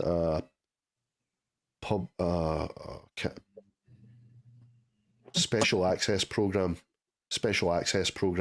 Yeah. What that means is only the people that are actually doing the research on it are allowed to know about it, and it's outside of freedom of information. So you can do all the freedom of information requests all you like, because that comes under a private contractor's supposed own development of a technology. You can't get it. You can't get access to it. And the military doesn't even know about it then, so they can wipe their hands of it. Say if it's military, they can do the whole, I don't know anything about it. And they don't. They genuinely don't. but if it's military, who do you go to? You can't go to the government because the military won't allow the government to know. Yeah. Unless you're going to start breaking into military compounds, which has been tried in the past, and I honestly wouldn't recommend that one. But again, you're not going to find anything. If no one else can help, maybe you can hire the A-team. Because this is the thing. Do you remember the whole Storm Area 51 thing? Yeah. And that Tom DeLonge, it was Tom DeLonge just made a joke. Yeah. Let's all storm Area 51. And he said it as a joke, but it actually became an event. Yeah. And people were talking about breaking through the gates and actually going and trying to get underground to see what they were doing. The military don't have anything. They've given anything that they retrieved already away to the private contractors to investigate. There's also the slight issue. You storm Area 51. Yeah, you're going to be met with force. Yeah, lethal force. Yeah, you from that place, you're not fucking getting out alive. It's warranted and justified lethal force. The only thing that you will find there at Area 51 is that the military's own domestic technology, and what I mean by that is anything that's been development for technology that they're actually going to use on this, like flight systems and stuff. Yeah. The public will eventually find out about, but if something like this, you're not going to find it there. I mean, Area 51, you may find certain prototype aircraft, you might find sort of stealth fighters, things like that. Yeah. Well, the stealth fighter was developed there. Yeah. And stealth bomber. But that was developed everything since also the Blackbird. Everything since the Blackbird was developed there. That was also developed by a private company anyway. Northrop Grumman. Yeah. And they're very secretive. Lockheed Skunk Works. But I mean, the only... You're talking about guys like Bob Bigelow. They're the type of people that have the shit that we're talking about, because they're the ones that the military said, right, we don't have the resources nor the money within our budget to do this, so you develop this, you research this for us to potentially gain technology that will help us in defending our country. You get to keep whatever else and this to develop for yourself for industrial purposes and business purposes, commercial use, and release it as your own innovation then. Like fibre optics apparently stemmed from crash retrievals. Yeah. Apparently, fibre optics has all been developed from crash retrievals, and the guy that found it gave it away to a private contractor who was in communications or whatever, and they developed it and said, supposedly, this is ours. We developed this, but whether it's true or not, it actually wasn't supposedly. But Bob Bigelow was the one that was sent to Skinwalker Ranch. He was also supposedly given. That's a weird place. Another one there's definitely something happening there, but I mean, he was supposedly involved in conjunction with Skunk Works in investigating crashed craft as well. So, but because he's a private contractor, you're never going to be able to get the truth. No. He has no obligation to tell the truth about it, I know my mum when she were alive, and I think my dad still watches it. My mum used to fucking religiously watch fucking that Skinwalker Ranch. Oh, same here. I'm still watching it, man. Yeah. This new series just about to come out, and I think my dad still watches it. But it's a fucking. There's definitely something weird happening there. Absolutely. I mean, did you ever see the one? It's just like a CCTV, because I mean, there's cameras literally all over that fucking ranch. Acres and acres and acres of land, and there's cameras everywhere, and it's just a field. Yeah, and you see way off in the distance, there's nothing there in the field. There's just like a wall of trees at the back of the field, and then just for literally one frame of the video, there's this fucking massive silver fucking orb. No, I'm not seeing that one. And it's metallic, literally for a split second. One frame of the video, so it was literally there for a second and gone. But it looked like it was. I've seen odd ones, and it's just like definitely something fucking weird. Definitely some weird happening. They've done LiDAR. Yeah. Of one of the mesas there. They've done LiDAR readings there, and they know for a fact there's a massive, massive dome structure under the mountains there. Yeah. And it's impenetrable. They've tried to drill it numerous times. And it's one of the last episodes we saw, they were trying to drill into that rock. Yeah. And they just couldn't, no matter what drill they used, what bits they used, they just could not fucking drill into it. Yeah, you're talking like industrial drilling machinery that they use for like breaking through for oil and shit like that, and breaking through the hardest materials known to man, and it would not go through this fucking dome. Nope. The only thing that they did find was, you know how when they're drilling, it's got like a vacuum and it spews it. They use water.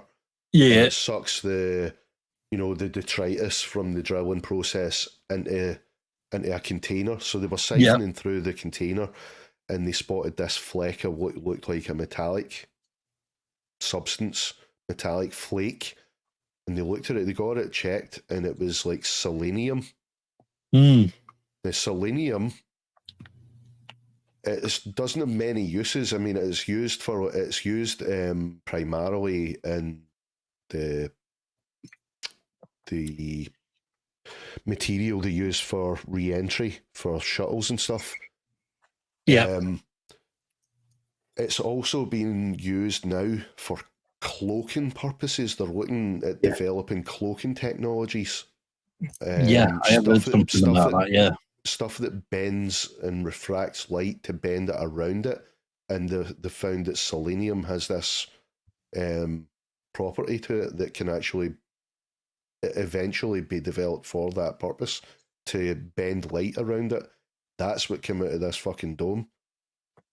So it's weird. It's almost like there's either a crash craft there, or there's some sort of, hate to say the word, some sort of alien base or whatever. Could just be some sort of fucking, I don't know, might have been, somebody that came here and left their socks there, or something. They left their dirty laundry there to come back for later on. Something as mundane as that, but it might not be sinister. But it's just the fact that It's perfect. It's in a perfect dome shape, apparently, this thing. And it's impenetrable. That's what's freaking them out about it. Yeah. Oh, Plus the vortexes that they're finding that's throwing off drones, it's throwing off radar, LiDAR, cameras, everything, and it's just impenetrable. It's what it's generating its own environment around there's it. a couple of episodes we've seen with the thrown a laser beam up in air, and then all of a sudden it takes a fucking 90-degree angle. It's like, That's what that, the yeah, fuck? it was bending the light around it, exactly. Yeah. Yep, which is, again, what this fucking material they found is doing. Yeah, selenium. Apparently they're developing cloaking technologies with selenium in the military's research programs. Chinese have been doing it apparently for a couple of decades. That won't surprise me. They've acknowledged that they're trying to develop cloaking technologies. But it is just really, really weird. Nothing that we can do right now. I mean, I think they can do it to a certain degree in labs. They can bend light, you know. But you're talking about you have to have visible technologies in front of you that you can see doing that. But when the thing you're talking about, Lee, there was nothing there. No, it was just like, what the fuck? There was nothing there to bend that light, that laser beam. Yeah, it was just, they were like, what fresh the fuck? Air? How does fresh air bend light? Yeah. It can't. Yeah, because they've got all these other cameras set up and that will like heat cameras and everything else, and it was like just this fucking laser beam of light just went fucking 90 degrees. Like, what the fuck? Even they were baffled. Yeah, I mean that guy, the southerner guy, Travis Taylor. He's a well-known physicist. He actually worked on the what do you call it, the Arrow project, the anomalous fucking right whatever it is. Basically, an alien investigation, an official investigation into alien technologies coming to Earth and shit like that for the military. He was doing that while he was on that show, and he couldn't even tell them. No. He was about to actually be axed from the show because they were so fucking pissed off at him for that. But yeah, so I mean, there's definitely something to the stories now. I mean, it used to be that if you mentioned UFO, people would just go, "You're fucking loony." Yeah. But there's too many normal. It's horrible to say that, but there's too many genuine people, I should say, genuine, believable people coming forward now, like Ryan Graves. There's just too much evidence out there now. Yeah, David Grush. Who's the other one? The fighter pilot guy. Yeah.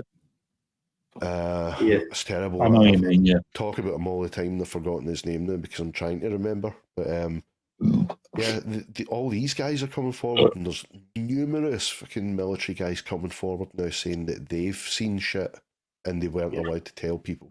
Yep. Yeah. And not forgetting that selenium is on the atomic periodic table. Mm. So how can they say this doesn't exist?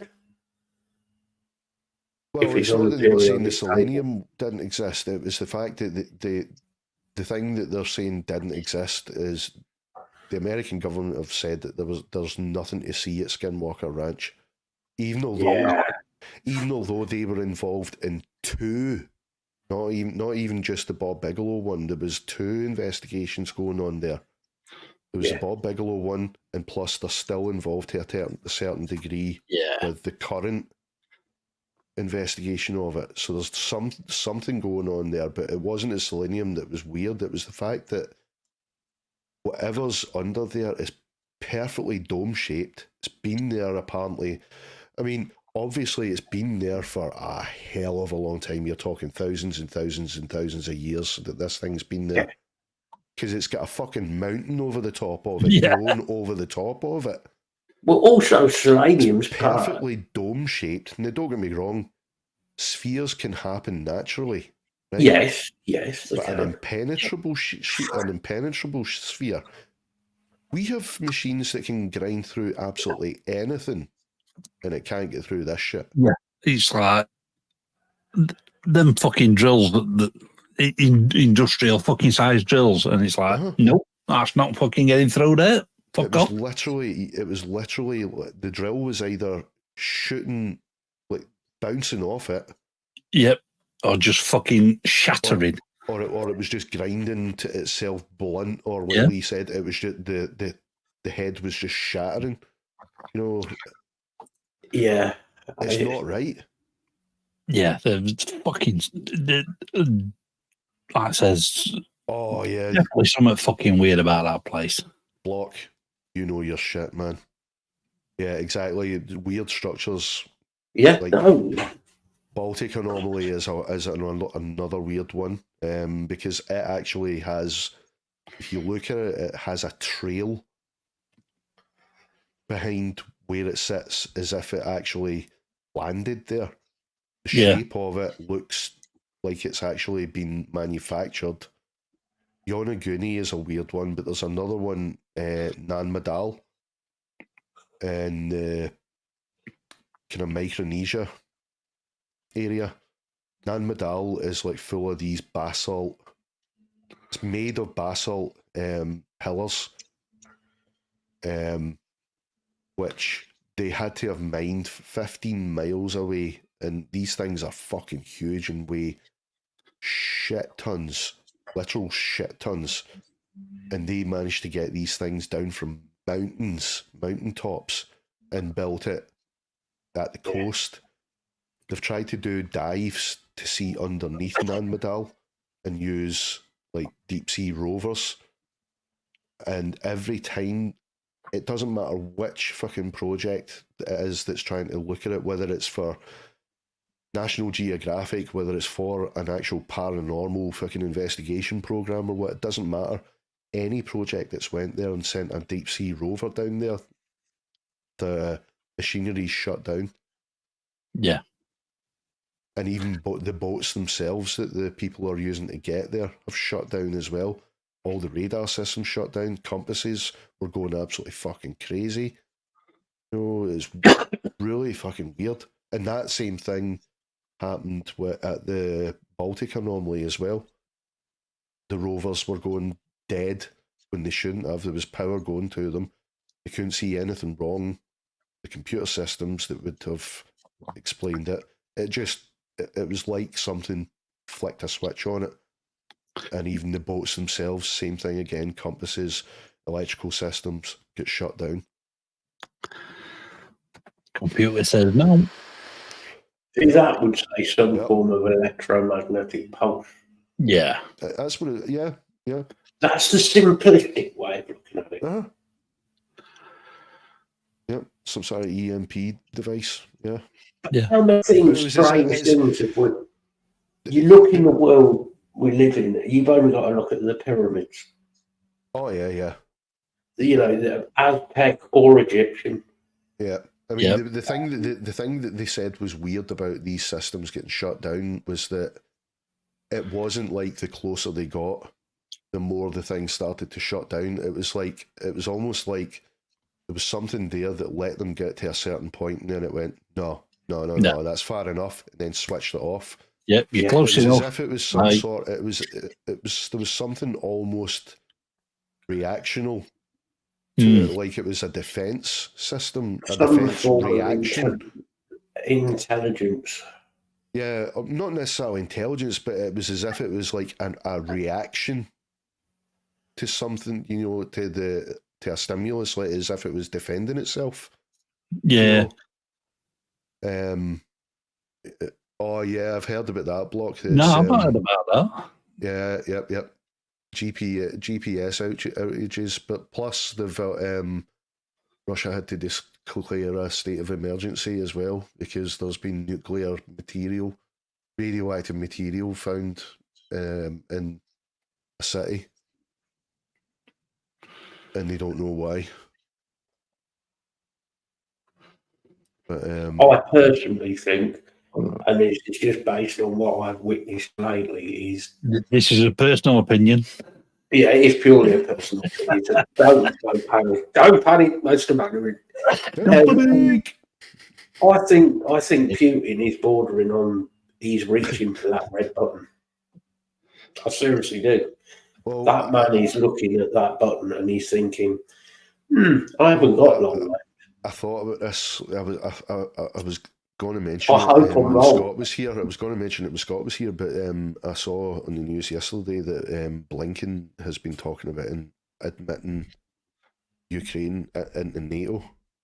Yeah.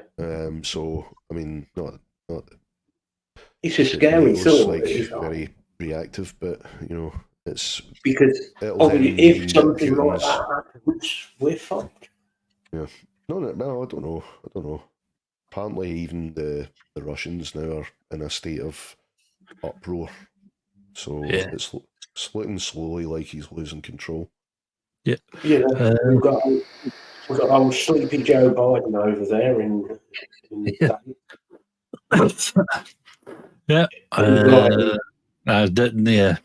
Mr. Sleepy. he's like to fall asleep on it. Fucking hell, yeah. I think we'll go another 10 minutes and then we'll call it a day. Mm-hmm. Well, just getting into my political viewpoints. That's why we're giving it a day. We'll give you 10 minutes and that's it. But no, there's a lot of shit like when you were talking about the pyramids, though, like the Sphinx. I mean, they don't know for sure how old that is because you look at it, you look at the rest of it, you look at everything else around the pyramids, and you can see that it's basically just been damaged by the hot arid temperatures and whatnot, right? But then you look at the Sphinx, and it has water damage. Yeah, it has water erosion. Yeah. And Here's another one. The last time that area had water was before the flood. Yeah. And okay, you can say that the Nile flooded constantly, but apparently it would never have went in as far as that. No. So how the fuck can that thing have been have water erosion unless it was pre-Diluvian? Which would mean it's at least fucking over 15,000 years old. One thing that nobody has ever viewed from the West, and I would love to see, are the Chinese pyramids. Oh yeah, man. There's one right in the centre of one city, and nobody, absolutely nobody is allowed to go near it. The Western people aren't allowed to see. Apparently, not even the Chinese are allowed to go near it now. That's why they covered it with earth and started planting on it. It just looks like a grass pyramid. One person I know is really knowledgeable on the Chinese pyramids, and he's Dave Renshaw, right? Because he spent a lot of time. He spent a lot of time in China, and he spent a lot of time in Japan as well, at Okinawa. But when he was in China, he wanted to go and see the pyramids. It was like, no fucking chance. He even tried sneaking up there to get there and got caught. For fuck's sake. He's lucky he fucking got away. Luckily, I'm sure Dave said there was a bit of a diplomatic incident. Yeah. That's not like Dave. Oh, for fuck's sake, Dave. Behave. I know there has been strong evidence against the water erosion hypothesis, but none of those guys can provide any other. The guys that are saying there's strong evidence against it can provide any evidence to support why they're saying that it's not water erosion. They can't prove that it isn't, so therefore that theory is still possible. And the guy that actually came up with the water erosion hypothesis was Robert Schoch. Robert Schoch is a fucking, I think he was, what is it, Yale?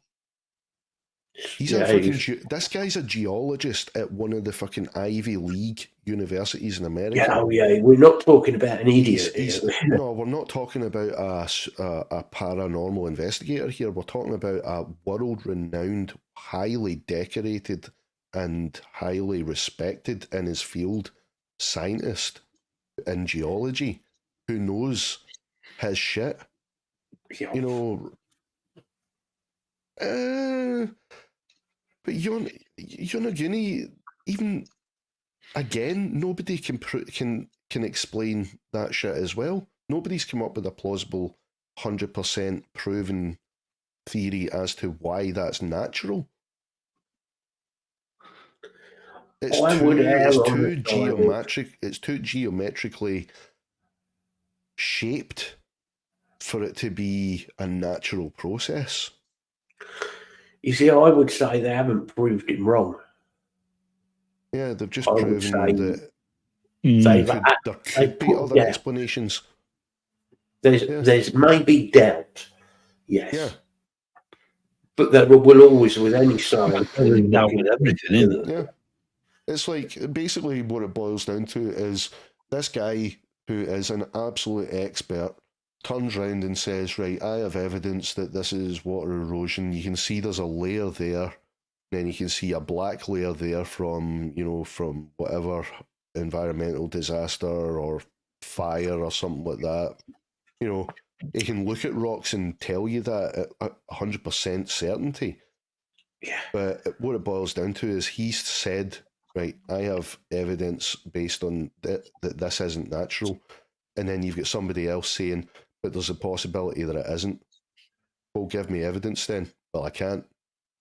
There's also the fact of why would a man who's so highly qualified, highly sought after in his field, put his name at risk?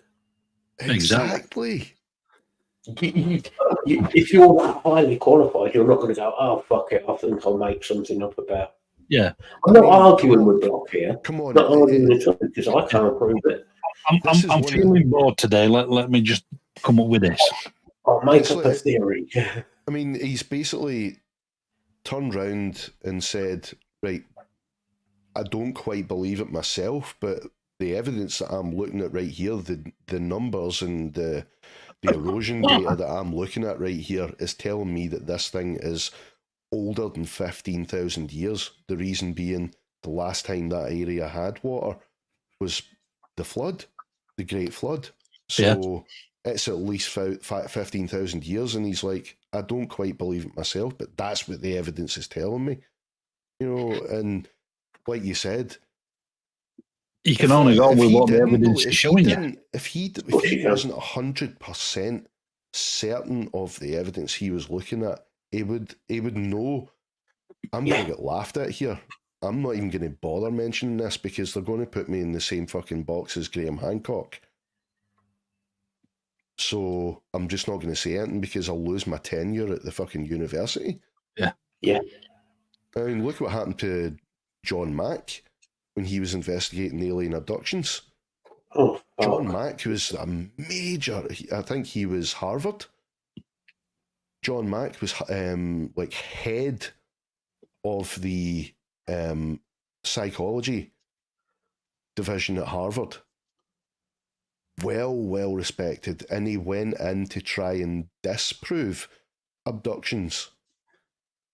And he ended up, he was like, I'm sorry, I can't say that it's not true. There is truth here to it. And he lost his fucking job. I shall do, Block. I will look into it, and I will. Eventually, he didn't initially, but they were slowly trying to push him out, and I think he eventually just went, right, you know what, stepping away. I think what it proves, this is on the blockers as well, is you've got to keep an open mind to it. Absolutely. You've got to. Yeah. Yeah, it is natural, Block. It is natural, but it's natural water erosion is the point, is what I mean. So how do you get natural water erosion in an area that hasn't seen water for over 15,000 years, is what I'm saying. That's what he said as well, is how can you get that water damage without there being water there?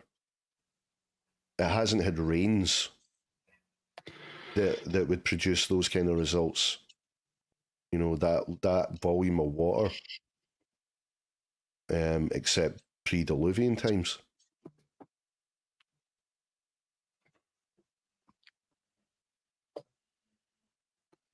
But I mean, yeah, you're right, Brock. There are natural occurring things that happen. Yeah. Yep. Definitely. I mean, what it boils down to at the end of the day is you can't say with 100% certainty about any of these things, even when it comes down to the UFO things, the ghost things, the fucking how old's the Sphinx, yada yada. You can't say it's 100% fact until, you know, there's evidence, there's incontrovertible proof, you know, to make even the non-believers and skeptics turn around and go, okay, there's the proof, fair enough, I take it back. Absolutely. You know, that's it from this moment forward, this is fact, you know. So there's always going to be like bones of contention about it. Exactly. Like I said earlier, everybody's got their own experience. Mm-hmm. Yeah.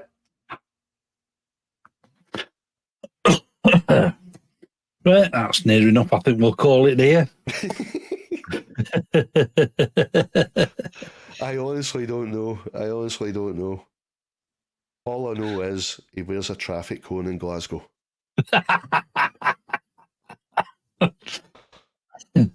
the point where they took it off, and even the local council eventually had to give in and put the traffic cone back because it's always been a landmark. Wellington has to wear a traffic cone on his head. Yeah. Yeah, but a traffic cone, a fucking fashion statement in Glasgow. Yeah. Yeah. It basically just means you're having a great time, you're pissed out of your head.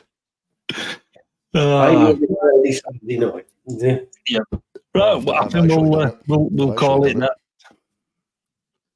Thanks for everybody for coming. And yeah, if you want to say your goodbyes, G? Yep.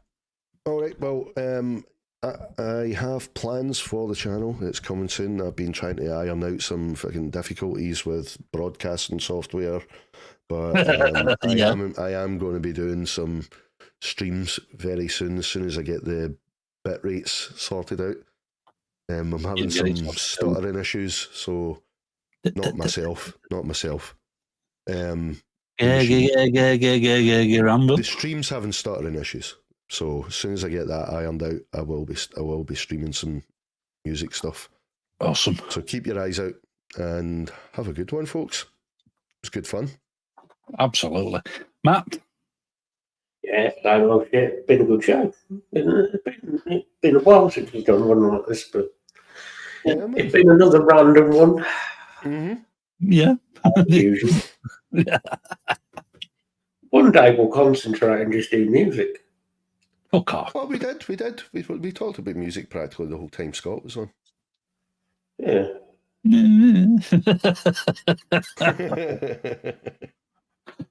But yeah, I hope everyone has a good rest of the weekend, what's left.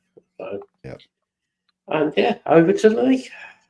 Yeah, thanks for everybody for coming. Thanks for Scott for coming on earlier. Thanks for G and Matt for turning up again.